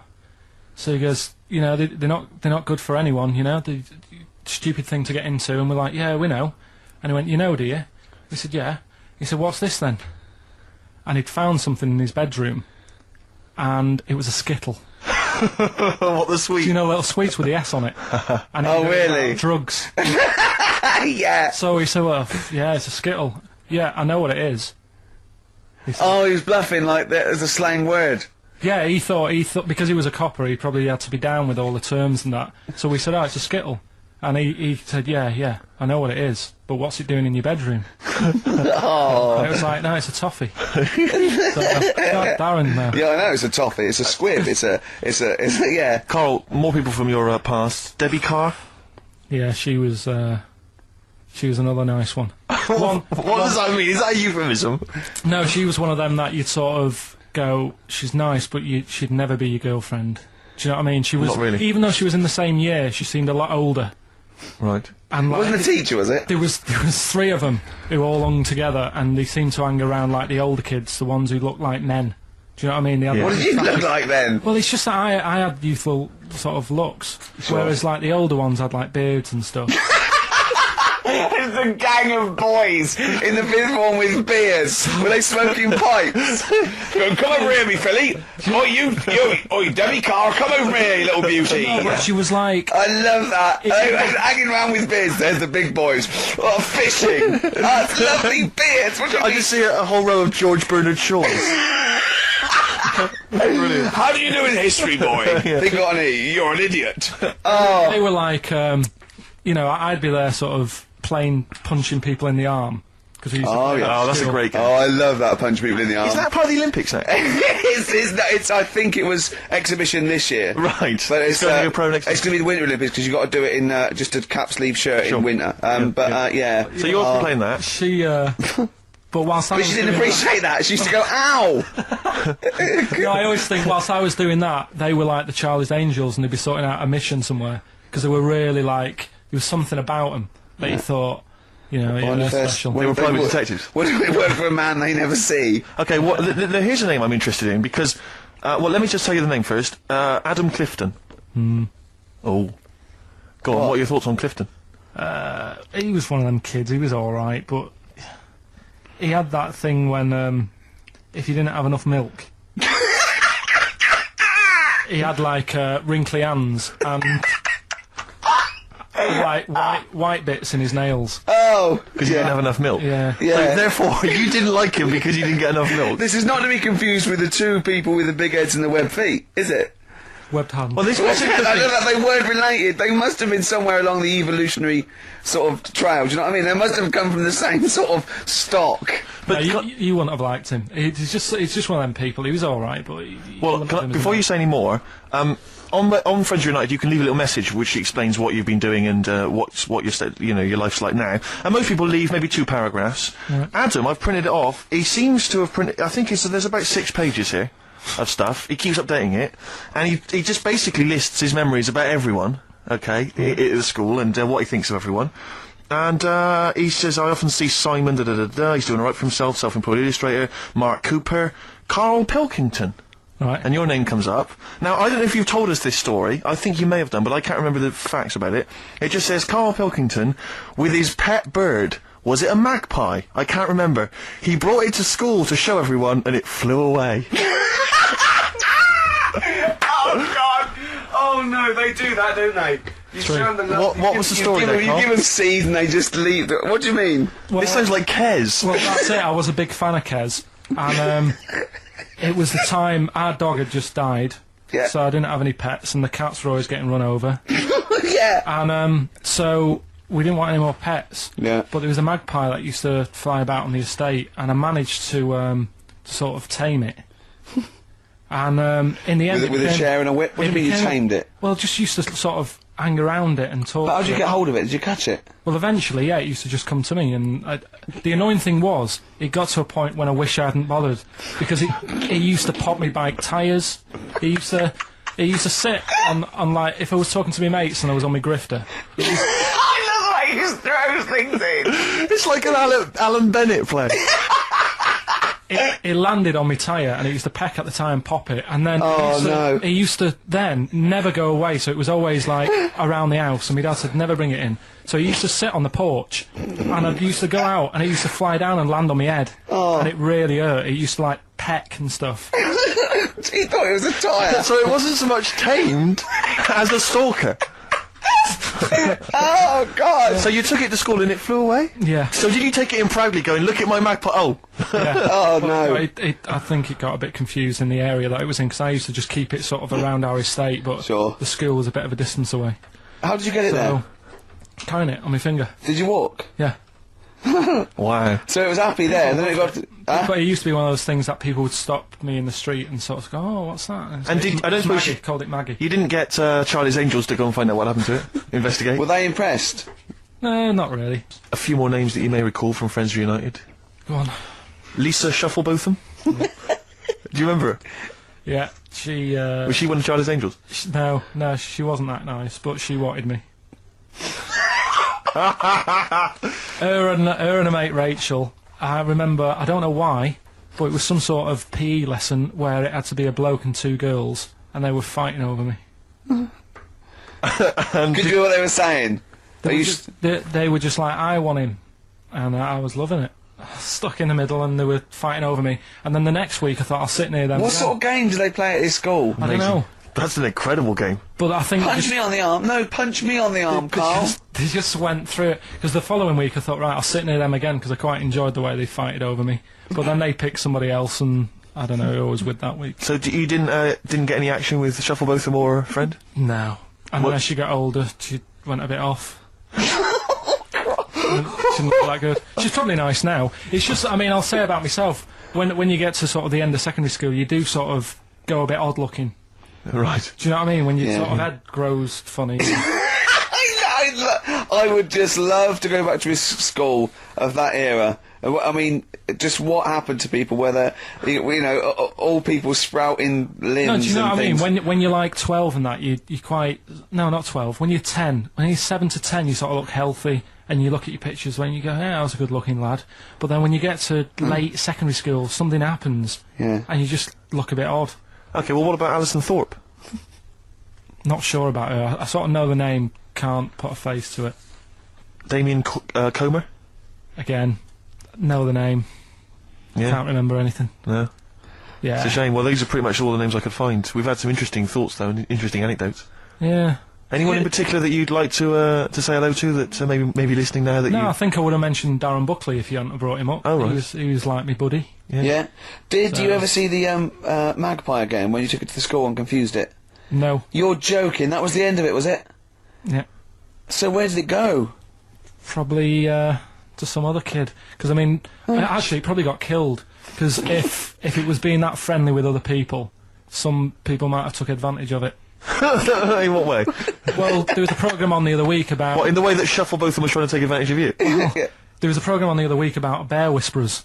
Yeah. And some blokes got really friendly with a bear, and then when they were leaving that area where the bear was, they said, oh, we've caused a problem here, because there's some bear hunters coming in and moving into this area, and it's going to get a bullet if it acts like this, so they had to scare it away, and that's what I should have done with Maggie. I should have terrified it a little bit, so it wouldn't trust humans.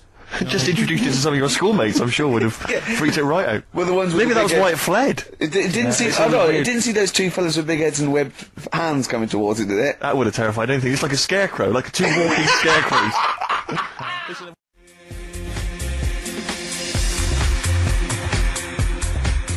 Express 2 featuring David Byrne, Lazy, XFM 104.9, 1:45. I'm Ricky Gervais. Steve's got the Sun.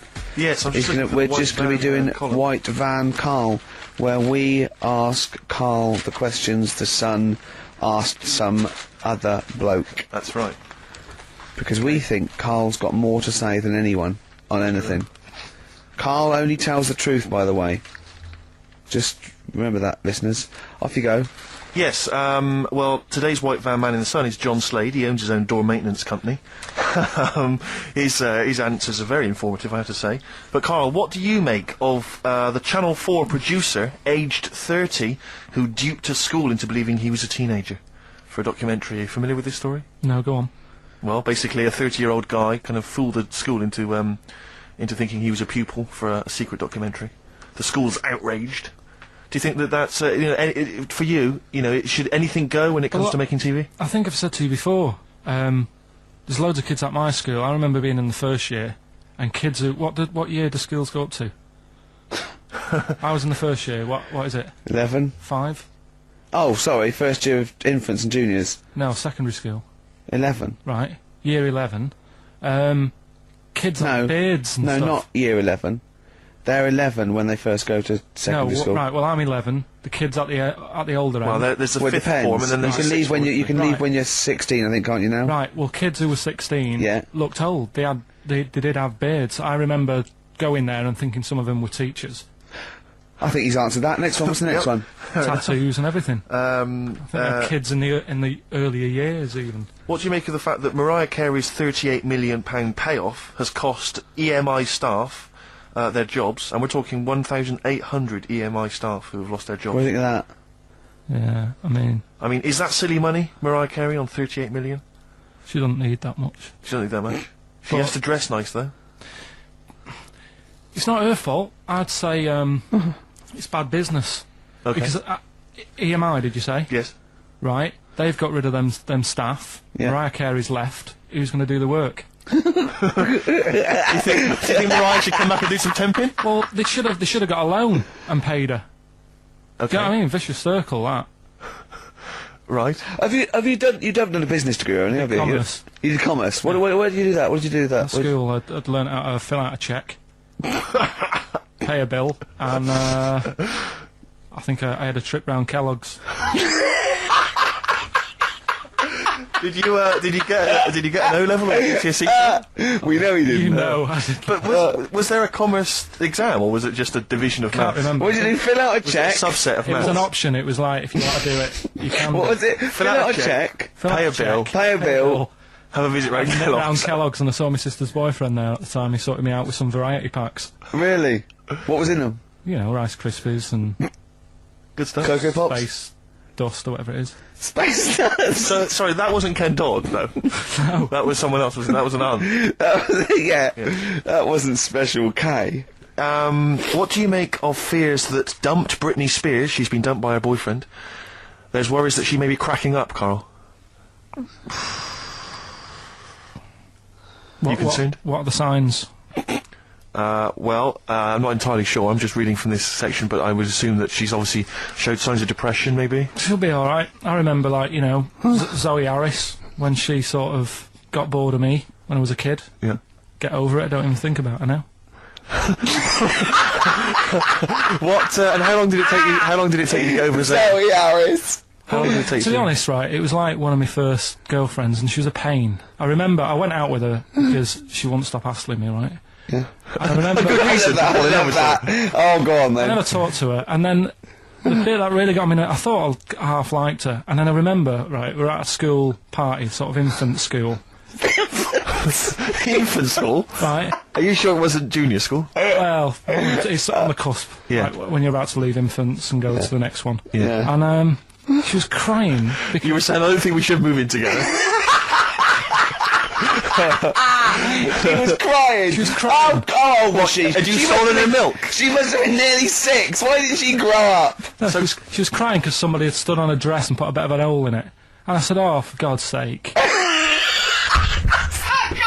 I can't stand it. Oh, So God. I just think him. So you gave her a slap? I just think of him, like 6, like with clogs and a flat cap, going slightly bald, going, for Christ's sake, woman, come on. Oh, light him a pipe. Well, I finished it because all the mates were saying, come on, Carl, she's upset. And I was like, oh, whatever. So again. Hold on, no. Wait a minute. What do you mean all the mates were saying, like, come on, Carl? They were 6, weren't they? Yeah, but they were saying, come on, she's crying. Help her out. And, Like, and you did nothing? She got injured. Got a hole in her skirt. Yeah, but she was upset and you were her boyfriend. Well... So what did you do? Tell me the story. Where were you? Didn't work out. You were at some kind of school do. There was a hole in her dress. It didn't work out, he said. Do you treat your current girlfriend in the same way? This callous disregard for someone's feelings? His current girlfriend does not tread on her dress. Does she? Oh, she didn't. So, as far as you're concerned, what was her name? Sarah? Zoe. Zoe Harris. You just felt like, well, you know, if she's going to make a whinge about, you know, a silly little hole, screw her. Yeah. You're all heart, Carl. What would you have done? I'd have gone over there and give her a lovely kiss. No, you wouldn't. Yes, I would. We were playing Dead Arm. If you had hair, what would it be like? What do you mean? Well, you obviously had hair then, back then. What was the style? It was like, sort of, I had quite sort of, fine, sort of straight hair. Yeah. Right. Hairdresser once said to me, you've got hair of a Chinaman. He was a wise man, wasn't he? What do you think that meant then? Oh. He just said you've got the same hair as a Chinese man has. Very straight, quite fine. Why is he telling you? I just imagine this bar going, the Arsenal did well, didn't it, sir? Something like that? You have the hair of a Chinaman. I'm sorry, nothing. You're not the spy. No, I'm not. Thank you. Good night. Oh, You're not like one. yeah, lovely. You have the feet of a fish. I'm sorry, nothing. It's not you. Okay, next. You have the hair of a Chinaman. It was one of those barbers. It was a cheap one, just on a railway bridge. I don't believe that. Go on. On a railway bridge. That's why it was cheap. It was very low rent, so he could charge. That wasn't the barber. That was a man with some scissors. Yeah. Did you go? Oh, have to move you there, sir. Wow. Okay, back in the chair, sir. I imagine them on one of those things you always see in old films where you've got you have to press down on and that down. thing Yeah, so it like a travels along the Caesar. track. Yeah. That's not as good as that. It was just a normal chair, little wooden hut, and he did have to stop when a train came past because it used to. Well, because he had to change the signal. Just making a few extra bucks. Yeah, exactly. Yeah. Oh, I love that. That's Manchester for you. Oh, God. I always it wasn't Bernard Cribbins, was it? I always remember him saying, "Do you want your hair washing?" And I said, "Is it free? You know, does it come with it?" And he said, "Yeah." So I said, "Oh, go on then." He said, "Hang on now, I'll just have to wash these mugs up." He had like a sink full of mugs. Oh, so I'll God. just take these out and then I can wash your head. Oh, no. And that's why. Why did you go to this man? It was cheap. It was How much was it? About £2. And when was this? God, at 88, 89. All right. Yeah. So what happened to your Chinese hair? When did it start coming out? You have the hair of a bald Chinaman now, don't you? You've got the hair of a Chinaman in a box now. I used to just work a lot of hours, and I think... That's what made it fall out. Yeah, of course. No, it's not. It's genetic. You can't stop It's it. not genetic. Of course it is. Is your dad bald? No, he's got more hair than me now, I think. Is your mum? Kojak's got more hair than you, Carl. Anyway, don't have a go at Carl's hair. That's a bit harsh. Oh, look at his little face. what did he say before in that book about going bald? It said, it had a little tip, didn't it? We'll go over them later. It says, if you're going thin, doesn't it say, cut your hair short and something like that? So it makes you look thicker. I've never been into getting presents and that. I had the problem at that Christmas one, that time with the Victoria Plum. Yeah, we'd hate that. We'd hate to bring that back. We've done that. Because you talked about the book, because it's kind of to do with your dad, isn't it? He's a very bad gift buyer, was that the problem? Well, yeah, my dad just wouldn't bother. It was my mum who sort of made an effort, and she sort of worked out half of what I wanted, then she left it to me dad to get it off someone, see if he could get one cheap or whatever. I love the fact that usually people talk about, like, drinking heavily or violent abuse, right? Yeah. But here's what he's been left with and scarred with from parents is bad gift buying. Yeah, and That's the not so Victoria bad, Plum is it? incident. In the greater scheme of things in the world, Yeah, but- that's not a bad thing to have, is it? Right, there was this, this is what it's like about getting presents and stuff, right? With my mum and dad. Go on. My mate, Colin, right? Colin Makin? No, Colin Bailey. Oh, right? He had a little Sinclair Spectrum, right? Computer, which was like the thing to have at that time, right? Yeah. Used to always go round to his house. The deal was... Not the one you had to play through the window because you weren't allowed to. No, that's another lad. Oh, right? yeah. This is a different lad. And the deal was, he came to our house, and my mum gave him a pie.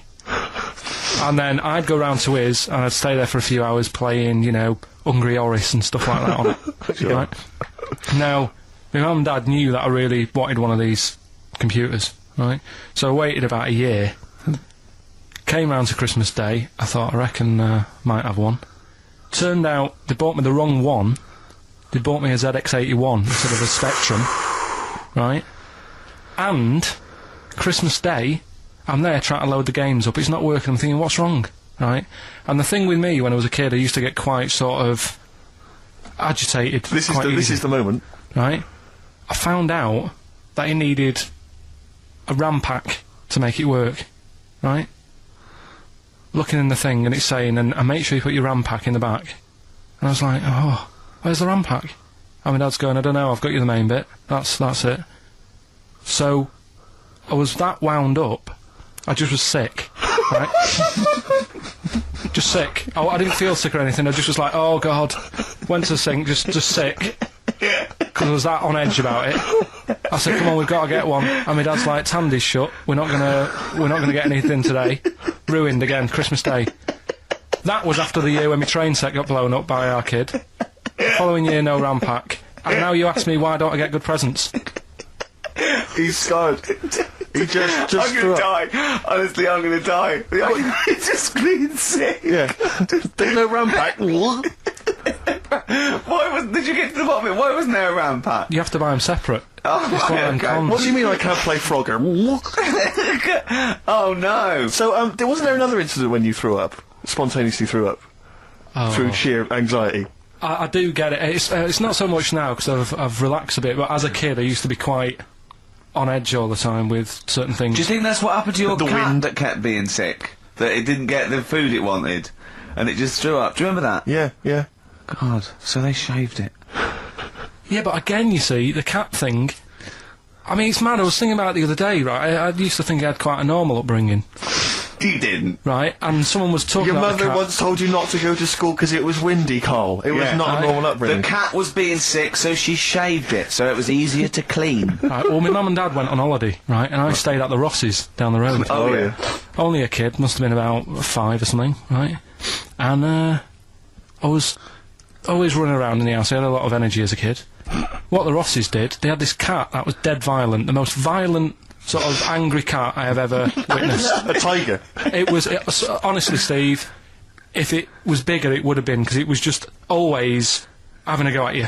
Yeah. If you went to pat it on the head, it went to bite you and stuff. And what they used to do with it, to stop me running around, I'd sort of be running around, and then I'd get a bit tired, and they'd say, have a lie down on the settee.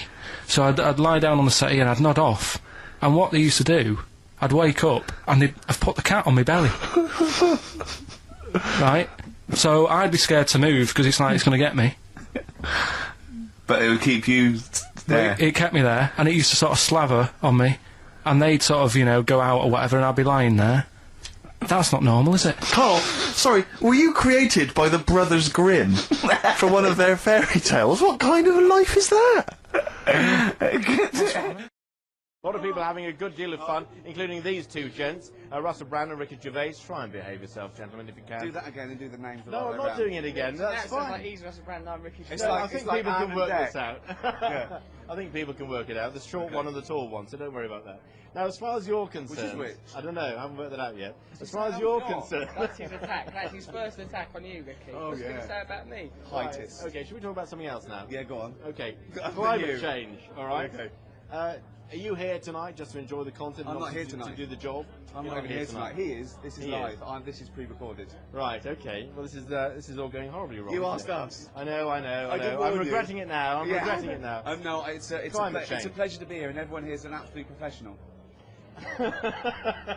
Except him, he's a shambles. Are you drunk? Not yet. Now, climate change then. You know, is it something that you're interested in, or are you just here for the booze? He's not holding that microphone. Perched. I should tell you what his other hand's doing. All right, no, never mind. Look, it's holding this, so don't worry about that. Don't believe everything you hear from this man.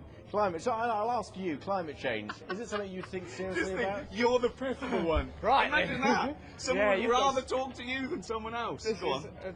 quite a mark on your character that he's turned to me. Yeah, I do, of course I care about climate change. Now, as individuals, we can do an awful lot.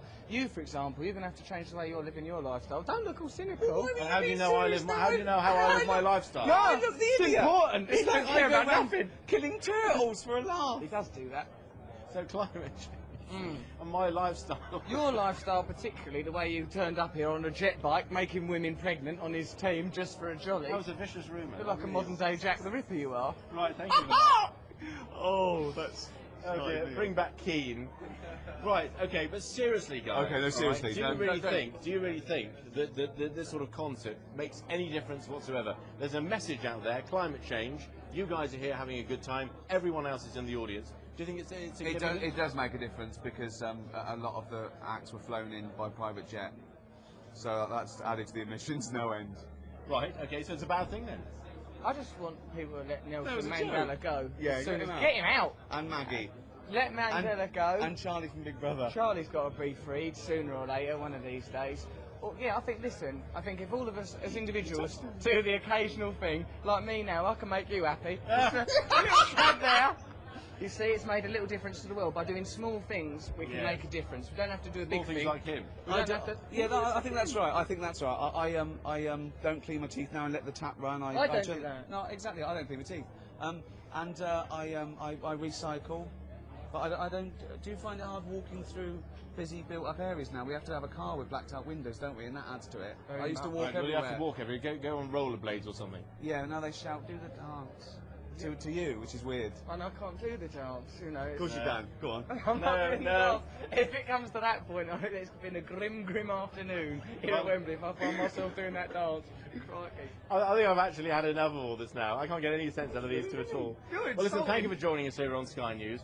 You've been an absolute pleasure to talk to. Now say the truth. Turn the light off. Back to you in the studio. But we've talked about this before, haven't we? About the cloning thing. Yeah. That's a bit weird. Yeah. But I don't think it matters, because at the end of the day, right, you might look like some other kid, but it's the way you're brought up that will change your features and the way you are, you know, your personality. If you lie, you get a long nose, don't you? Well, no, but listen, right, because I remember when we, you know, I was growing up on this estate. This is gonna be good. Go on. No, it's not. It's just an example of how this doesn't work. Go on. So we don't need to worry, sort of thing. Sure. Right? Okay. So I'm growing up on this estate, and there was this woman about 4 houses down, right, who's a bit rough. Alright? Didn't fancy her. Oh, God, no. Right, but she had a Why? baby. Well, tell me about her first. I'm interested in this woman. Why was she? It was a very... Was it like being a man in a I dress? mean, I didn't grow up in a posh house or anything, and I'm not saying that if you live in a bit of a rough house, you're a bad person. What did she look like? But anyone can Tattoos? clean up. Looked like Tony Green with a fag on. They didn't clean up much, right? Oh. Which, even if you've not got a lot of money, you can still try and make a get some place look gif. nice. Yeah. Right? But she didn't, and a kid used to take a horse into the house. Sorry. whoa, Yeah. whoa, Whoa, Neddy. What do you mean a kid used to take a horse into the house? couldn't Where did he believe get it, a right? horse? Must have nicked it from somewhere. Must have done. You seen a horse in it? No. What, is that from outside the saloon round the corner? Yeah, was it just tied up with a bit of... Right? Oh, that's great. I'd Did been Big out. Jake come looking for it? I'd been out. Oh. Right, sorry, let me get this. This was before the lynching stopped or after. Where did he get a horse from? What do you mean he must have nicked it? His mum said, where'd you get that from? I bought it. Alright then. But keep it out the kitchen. I don't want you going Catlin rustling. Where did he get a horse from, Carl? And how long did he have it for? Was he leading it or riding it? Mum, open the door, I can't stop! I can't stop it. Open the patio door as well, Looks like we got us a runaway. What do you mean? I don't know, but the thing is, they couldn't afford to buy one because they're not cheap. So I'm just guessing. Maybe that's wrong of me. But I think... He had a horse? Yeah, right. So that's why the family didn't have any money, they'd spend it on the horse. No, I don't think, that's what I'm saying. I don't think they would have bought it. So anyway... Yeah, it's wise to whisper, Carl, in case they're listening. Yeah, and they could be in the room next door. It's not buying it, it's keeping it as well. Oh, so I was like in the car with my dad coming into the avenue, and you used to have to drive down it to turn round. And, and you know, sort of go back to our house. You had the traditional method of transport. Yeah. And the horse was in the lounge. Reading a paper. Just like walking around. God! What? And when I was doing, I tried to earn myself some money once by flogging little flowers in plastic cups. What? This is genius. It just keeps coming. What do you mean you're trying to flog little flowers? What do you mean? Wait. Let's play a record. Let's play a record and come back to this, because the story's going to just unravel and unravel. It's going to go on for hours. Let's play a track, Carl. It gets deeper and deeper. It's like an onion, isn't it? We've created a whole world here where there's a man living with a horse. Just walking around the lounge. I mean, I come from the West Country, I've never heard anything like that. I just think of a big sort of like orange carpet, and it's got a rediffusion telly, and this horse going, I'm fed up in here. Exactly. This is really... I am not taking the rubbish out again. Yeah. Right, play a record. Let's have Velvet Underground. We've got that lined up. Oh, yeah, the classic from the first album, I'm Waiting for the Man. Let's come back to the horse in a second. Little flowers in pots. What do you mean? Classic first album, Velvet Underground and Nico, which apparently peaked at a disappointing 171 in the US charts. Think of that. And that's obviously Lou Reed, the Velvet Underground, and Waiting for the Man. Yeah, great track. So, we were talking, we were doing White Van Man, and we got onto, genetically modified babies, but and somehow then Carl started telling a story about someone with a horse, and then he got onto, he was trying to make money selling flowers. Just do the flowers briefly. Well, hang on, I just want to recap slightly. So there was a family, and who had the horse in the family? It was... Because you lived on an estate in Manchester. So the mother was a right pig, apparently. Well, I don't know whether that's you relevant. don't need to go that far. But what I'm trying to do is, like, make a picture for you so you understand. What does she look like? Who did she look like? Bit of a, and no disrespect to her, bit like Pauline Quirk. Quirky, yeah. Right? Okay. I knew you were going to say that. Yeah. I knew it was going to be poorly. Did she have any tats? Did she have any tattoos? I never got that close to it. Okay, alright. So who had the horse? Was this her son or her No, husband? her daughter. Her daughter had stolen a horse. Yeah, from, I don't know where, there was I think there was some stables down the road or something.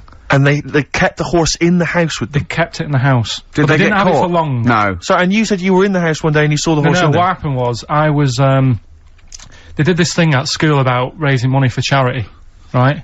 For some local charity. And they said you can do anything to raise money, and they came out with all these ideas, and I thought, that's good. What was the charity? Well, I don't know, I thought, forget the charity. Yeah, that's I'm just the a good charity money-making here. idea. So- You're a charity. So, so I asked me mum for some, 'cause she used to have a lot of flowers around the house. Sure. I said, can I just take some snippings off them? And, I'll go and buy some plastic cups. And, got some soil out of the garden, planted the bits of plants in them. Yeah. Got a tray. Yeah. Had about 25 plants on it, selling them for 25 pence each. Excellent. Did you sell any? Yeah, so loads. So did you just cut, you didn't just cut them and stick them in the Yeah, soil? they wouldn't have survived. Oh. But I think people sort of thought, well, good on him for trying. But anyway, so I went round to theirs, because I thought their house could do with a bit of colour and stuff. Yeah. 'Cause it's a bit rough. So, as I went The horse went, thank God for that breakfast. They've been feeding me kitty cat. So I got up to the door, and they opened the door, and it was one of them houses where no carpet. Yeah, a horse in the living room. You know. We've all been there. And the horse was walking around the living room. Oh. I looked quite happy and everything, because I always say that about animals. Black Beauty right? was on. Yeah. Well, think about it, right? If you were a horse, where would you rather be? In a little wooden hut with a load of hay? Or in like a house with a Central heating. 3-piece suite and Sure. a telly and that? Telling you that! No, but I was saying this the other day. And an Atari. Right? I was walking through London the Commodore other day. 64, Yeah. rubbish. Exactly. Walking through London with Suzanne, right? Yeah. And you know, like homeless people always have dogs. And Yeah. she said, oh, I hope she looks after it. I said, that dog is happier than most dogs. Right. Because people always walk past and give it a pat on the head. Yeah. It's with its owner all the time. Yeah. It's out in the open, it's not locked up in a house. Yeah. It doesn't You know what I eat, mean? but other than that. No, it does eat though, they're always alright. So that's what I was saying, I think this horse was doing alright for itself. Do you know what I mean? Well, not many horses have got their own house. Exactly. For a start, yeah. But anyway, that's That's what by we the were talking by. about. Yeah, so anyway, this family, who's a bit, what we were talking about, it was about cloning. Genetically modified kids Yeah. and all that stuff, yeah. Right, now what I'm saying is, you could say, you know, right, Steve, you could have a baby, right? And Ricky could see it and say, God, I want one that looks like that. Yeah. Right? It could happen, Rick.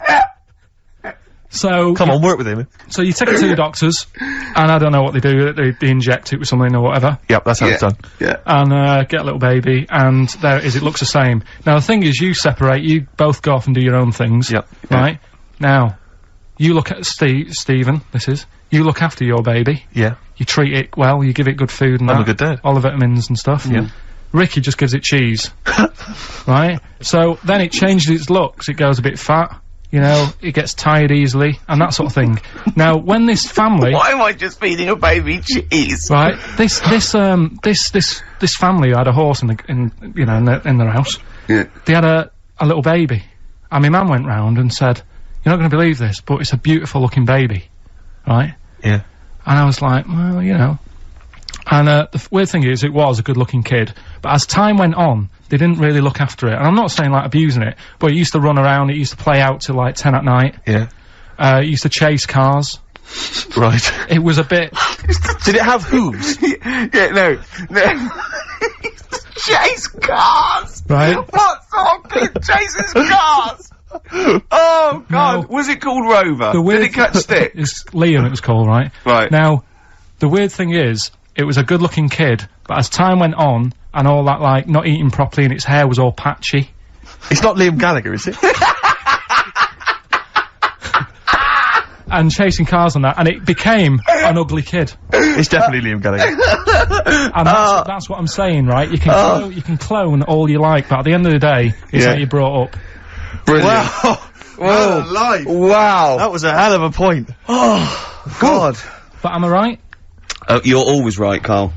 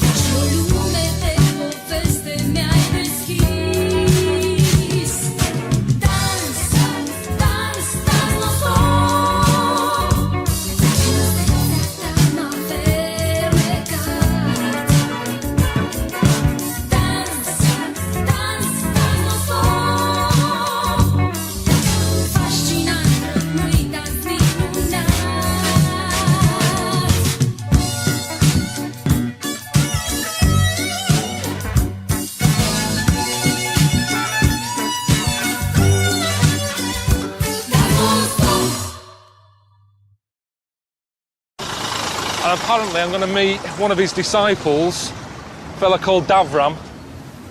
Oh yeah. Are you Davram? America. Davram? America. What? Are you Davram? Yes, I am. What do you mean, American? Oh, I thought you said, where did I come from? Yes, my name is Dave Ram. Davram. Okay, Yeah. brilliant. Well, coming up to today's show, as I said, we've got all the greatest hits of... the greatest hits? No, you see... that is what you said. Now, I was going to say that there'd be no swearing on today's show. That's there was a not lot... No, there's going to be none at all. No profanity or filth or anything like that on today's show. There was too much last week, and it's got to be stopped, seriously. What, the boss, was it? Is he really nobbling you? No, higher authority than him. Really? Yeah. What, the radio authority? Have No. they been on to you? I'll tell you, the reason is because you were just pushing it to last night. I'm not surprised at it it. was my mum. I got to stop swearing. Well, it was her birthday, and I phoned her in the week, and she launched straight into it. I was well, listen to this. You taped your mum? Yeah, listen. Yep. Happy birthday. Oh. Do you know you don't have to go far on your radio, don't you? What? Your language, my son. What?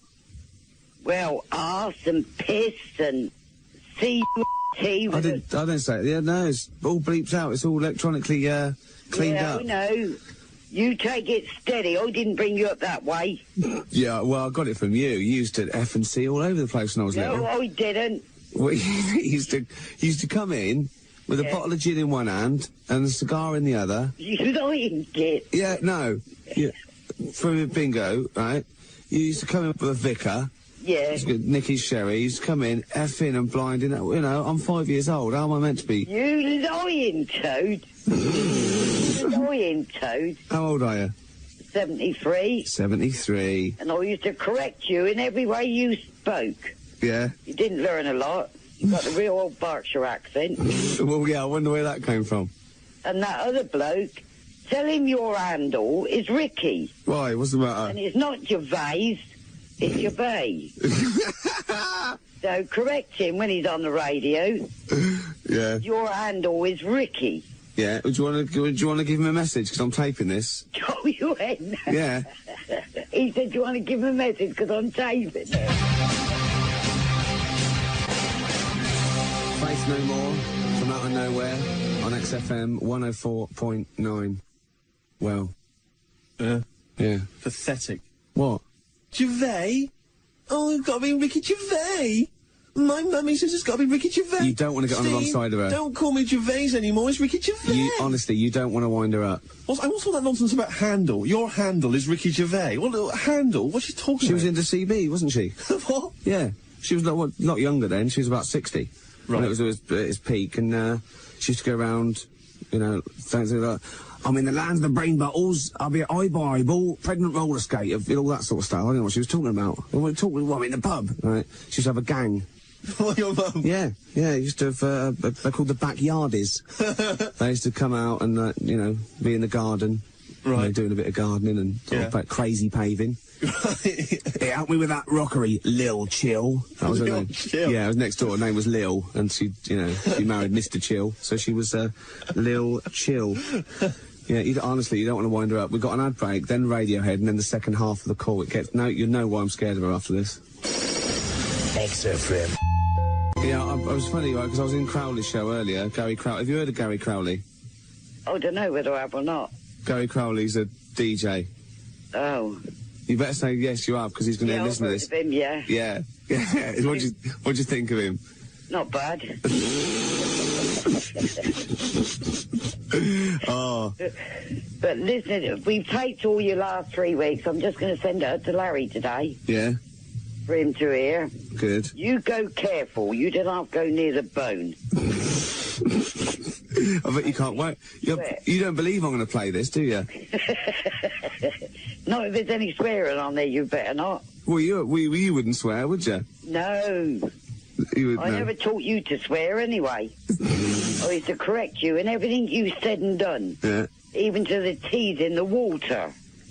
You remember? And the teas in the butter. You've never had water? No. Unless it's mixed in with beer? No. Remember when you taught me to do the dustman's blow when you hold one nostril and blow it all out the others? You filthy animal. That's you taught me that. I did not. You used to come in and you used to, if I was naughty, you used to gob at me. Ian, I'm talking filthy. You know I couldn't do that because things like that makes me sick anyway. Yeah. I can't wait to play this on Sunday. No, and I won't wait to get up there and get you. Do us an ident. Say, Ricky Gervais is my son on XFM. Ricky Gervais is my son on XFM. 104.9. 104.9? Yeah. That's it. I think that's a nice Berkshire accent. Yeah. Yeah. Right, okay then, 73. Yeah, don't tell everybody. They all want to join in. Yeah. Alright then, well I'll, Right. 73. And you go careful what you're saying. Alright then. Right. See you later. Cheerio. Bye. So, no swearing, Steve, yeah? I can't believe you're scared of your mum. I'm not scared of my mum. You're scared of your mum. And you said I was drinking last night on the show. Last time. I wasn't. No, you weren't. Well, you might not have been drinking. You were smoking. Oh, she knows I don't smoke. Well, no, she knows you don't smoke cigarettes. You don't know her, Steve. Hey, and what about does she know about the steroids? Hey, I mean, how do you explain that physique when you go around to see her? She just thinks I work out a lot. Well, it just seems to me, Gervais, that, no swearing on the Ricky Gervais Show. I mean, that's what's made our name. That's our bread and butter. Yeah. I mean... Butter, it is. There's 2 T's in butter. It just seems to me, Gervais, that you're compromising the show. You're compromising the show. I wouldn't compromise the show just when my mum's listening. There's Kenny Rogers.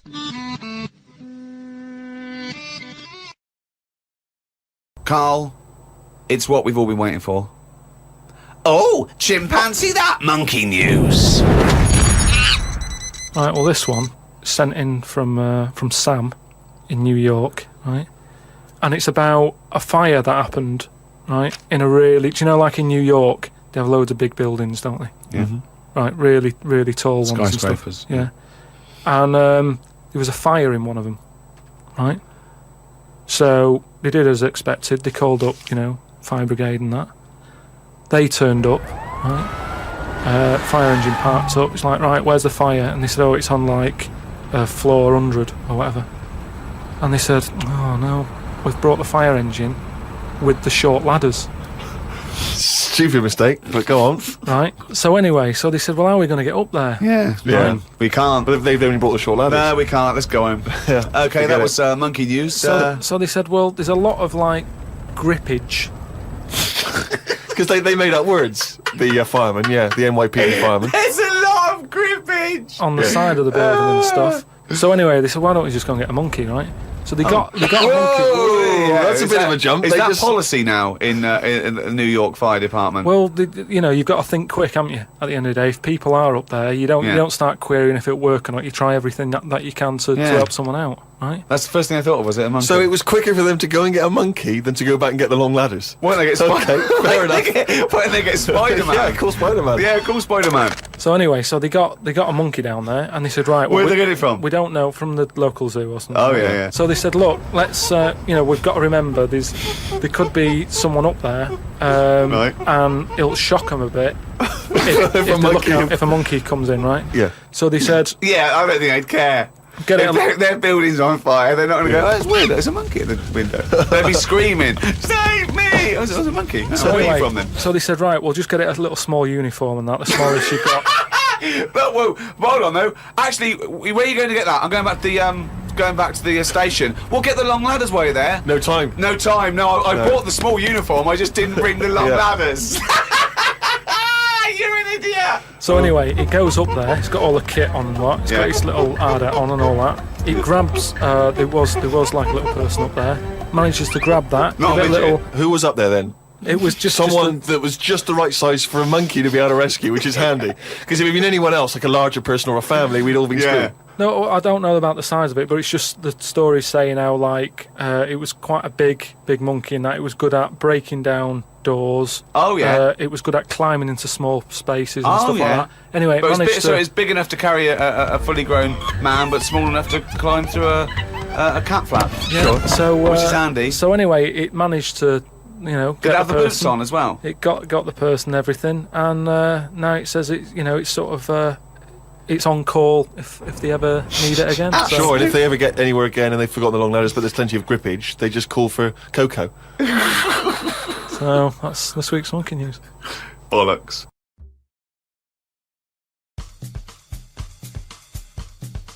It is hard eating a knob. So what are you saying? You could... I'm saying, like, I could eat a knob at night. I could eat a knob at night. I could eat a knob at night. I could eat a knob at night. I could eat a knob at night. I could eat a knob at night. I could eat a knob at night. I could eat a knob at night. I could eat a knob at night. I could eat a knob at night. I could eat a knob at night. I could eat a knob at night. I could eat a knob at night. I could eat a knob at night. I could eat a knob at night. I could eat a knob at night. I could eat a knob on a stick. I could eat a knob at night. I could eat a knob at night. I could eat a knob at night. I could eat a knob at night. I could eat a knob at night. I could eat a knob at night. I could eat a knob at night. I could eat a knob at night. I could eat a knob at night. I could eat a knob on a stick. I could eat a knob at night. I could eat a knob at night. I could eat a knob at night. I could eat a knob at night. I could eat a knob at night. I could eat a knob at night. I could eat a knob at night. I could eat a knob on a stick. I could eat a knob at night. I could eat a knob at night. I could eat a knob at night. It is hard eating a knob. Right, come on now. Oh, chimpanzee that! Monkey news, earlier than usual. I'll have to save this link now. Monkey news. We've done a lot of stuff, right, on monkeys. And most of it has been... Is bollocks. No, has been like happy stories. Oh, is this it's not... Is this gonna be like our tune? Our monkey tune. Simon Bates and welcome to our monkey tune. No, but do you know what I mean? We've done stuff about a monkey that robbed a bank. Yeah. Why is that happy? He had a great life after that. Right. What, in Marbella? Yeah. Alright, we did, the one who saved someone's handbag in a railway station. We've had a lovely marriage, couple of marriages. Couple of monkey marriages. Yeah, yeah. There was the one who got a job in a railway station. Yeah, the hairdresser. The one who set up a business in Spain. I don't even remember that one. But, I'm willing to believe that happened. Go on then, Carl. But anyway, yeah. So today's isn't that happy really. It's about some monkey. I think it was a chimp. Who's an ape? Go on. It tried to. I mean, the story sets off at a sort of a weird thing. Yeah. It's something about he went to Russia to do some business. What are you talking about, Carl? It jumped past that bit though. It didn't start there. What? Do you know what I mean? It didn't tell you what he was doing. It just said, "There's this monkey. He went to Russia to do some business, do some stuff. I don't know. Bit of monkey business." And anyway, didn't work out. So, they were furious. We wanted a surgeon. You send us a monkey. Anyway, ended up being homeless. Oh no! So it was taking a turn for the worst. What? Couldn't even get into like a tree hostel or anything like that. That's the problem. And God. Ended up homeless. Got in with some tramps. I don't know where to start. Come on. Yeah, so he's knocking about with some tramps and stuff. You know, sharing drink and what have you around a little fire. They broke into some home, not sort of squatted. Right, so not homeless anymore. Problem was, yeah, he had a roof over his little area he had. Yeah. And he goes, oh, this is good. This is, we're having a good time. This is sorting me out. Yeah. He had his He mate. said that in Russian though. What was he eating? I don't know. Don't know. It didn't say. But they're in this house. Well, he could only be eating sort of like fruit, nuts, vegetables. I mean, they classically sort of don't eat pork pies and. But they've got drink McDonald's coffee. in Moscow now, so sure. You probably chow down on that. Yeah. Yeah. Anyway, there was a bust. What? There was a bust in the flat that they were squatting in. All the other tramps sort of knew what was going on, legged it, left little chimp sat there, got arrested. And they thought it was a real fella at first. They were like, get him, you know, he's obviously just a scruffy bloke who hasn't had a shave and stuff. Yeah. Hasn't shaved his back for a while. Or his face. Yeah. His head. Got him down the station, and the boss was like, what's going on here? We've got a monkey here. He was like, what? So you arrested a monkey? Well, so the arresting officers hadn't noticed all the way to the station that he kept slipping out of the handcuffs and was going for the entire journey. They didn't notice till they got there. What, did they put a hood over his head maybe and just like, you know? I don't know. I'll give you the story if you want. There's the headline. What is it? What's the headline, Steve? I don't want to see it, but... The headline, this is once again from supposedly reputable news organisation Ananova, homeless monkey arrested in Russia. Did you read on, or did you see the headline and make up that whole story? It's most of it is there. What isn't there? What bit isn't there then? No, I think you know, Steve can have a look over it, check it out and stuff. Point out the embellishment for me, Steve, will you? Well, what it doesn't say is, that the police didn't realise it was a monkey. That's what I was guessing. Really? That they got it back and said, what are you doing? We've got a monkey here. And they go, yeah? Yeah. Oh, God. There's some more, monkey problems in the week. Have you seen the Alfords advert with monkeys in? No. There's a new advert out for Alfords, selling bikes and stuff. Yeah. Got some monkeys in it. It's caused an uproar. Why? People are saying it's, you know, dressing them up in tracksuits and that is, taking the mickey out of Manchester. It's, you know, it's not nice for the animals and that. So there's been loads of complaints about it. Do they get a free bike or something, do they, I imagine? I think they kept the tracksuits. Yeah. But, shall I record that's after this now. cheeky freak of the week? No, I'm just saying we're not doing this to sort of, again, take the mickey out of the animals and stuff. These are true stories and that. But yeah, coming next, freak of the week. So, Carl, say hello to all the Facebook and Twitter followers. We've just done BBC Breakfast, haven't we? Alright? Yeah, it's alright, yeah. What do you think about Facebook and Twitter? Just let people get on with it. It's just not for me. CB was the thing for me. That's when I was younger and you wanted to talk to strangers, it was CB radio. You had a chat. I was called Pilky01. No one really knew it was me. It was a code. You could speak to strangers without knowing who you are. Like the Enigma code. I don't like... It was Pilky01. I know a Karl Pilkington who's... Well... Yeah, but that was the equivalent. Now there's all this other stuff. I don't want people asking me all the time, asking questions. Because people get sick of you. I quite like it as a social experiment, Twitter, because there's, you know, millions of people on there, many of which you wouldn't want to meet in person. You'd have to go to some sort of institution or prison. But you can meet them and talk to them and find out about them. And it's like good research. Well, I quite like it from the, you know, comfort of a Hampstead mansion. And it's teaching me a lot and it's making me think about stuff. Give us a retweet. No, it makes me think... How's that teaching you anything? Well, it teaches me to get better security on my house. I've got lasers now and more gates. I don't want... You know, I like it that people like the programme. But everyone keeps saying, get Karl on Twitter. Yeah, it's not going to happen. I know it's not going to. I've told him it's not going to happen. I don't write postcards, and it's the same reason. You've only got 140 characters or something to write something. Yeah. When you're on a postcard, the address is the main thing. Yeah. You are the last one, aren't you, to read the postcard? When you send it, yeah. Yeah. It's for everyone else. And that's like Twitter. It's not a proper chat, that. No. I don't know what Facebook is. I don't know anyone who uses that. The internet is like emptying a drawer out of a window, isn't it? Well, it's like this. Why are they watching this? There's more channels on the telly than ever before. There's HD, there's great quality. Yet they're watching this. Two blokes sat in a room. We've done our job. We've been asked to have another chat about something. I don't know what to say to them.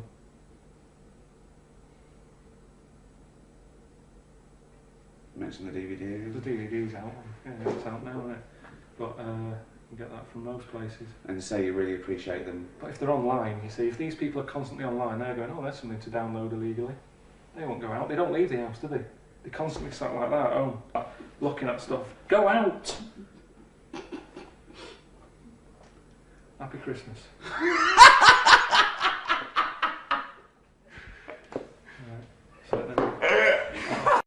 I'd be more confident if I had someone else's body, because if anyone dissed it, I can go, no, it's bad, innit? But it's What not are you mine. talking about? What, it's like, say, As opposed to someone else's head? yeah.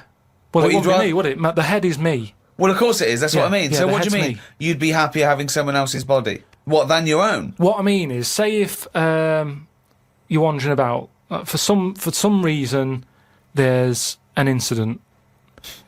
You have to take your top off and that, and everyone's looking at you, right? And you're a bit sort of, you haven't got the muscles and that, you haven't got the six-pack. Right. Which isn't that nice anyway. I don't know why that's become a nice thing, really, seeing the insides of you. You might as well...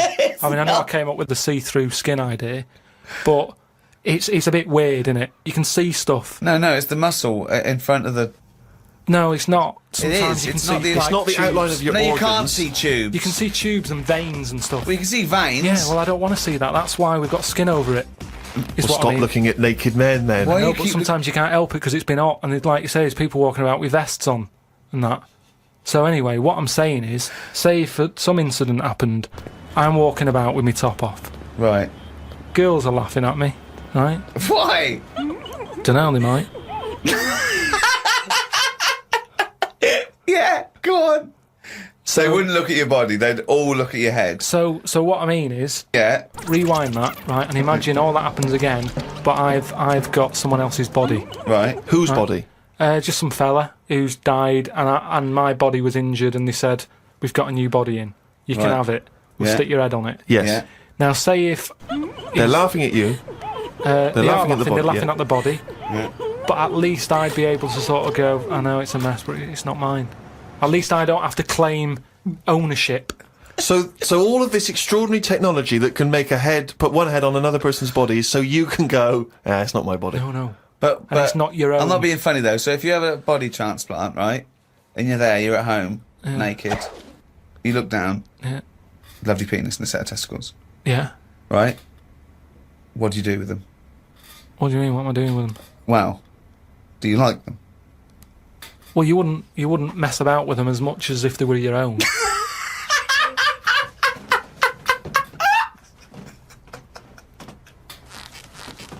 But if you did mess about with them, would you feel guilty that you were messing about with another man's testicles and penis? And it's the full body. Yeah. No, because they're not my hands either.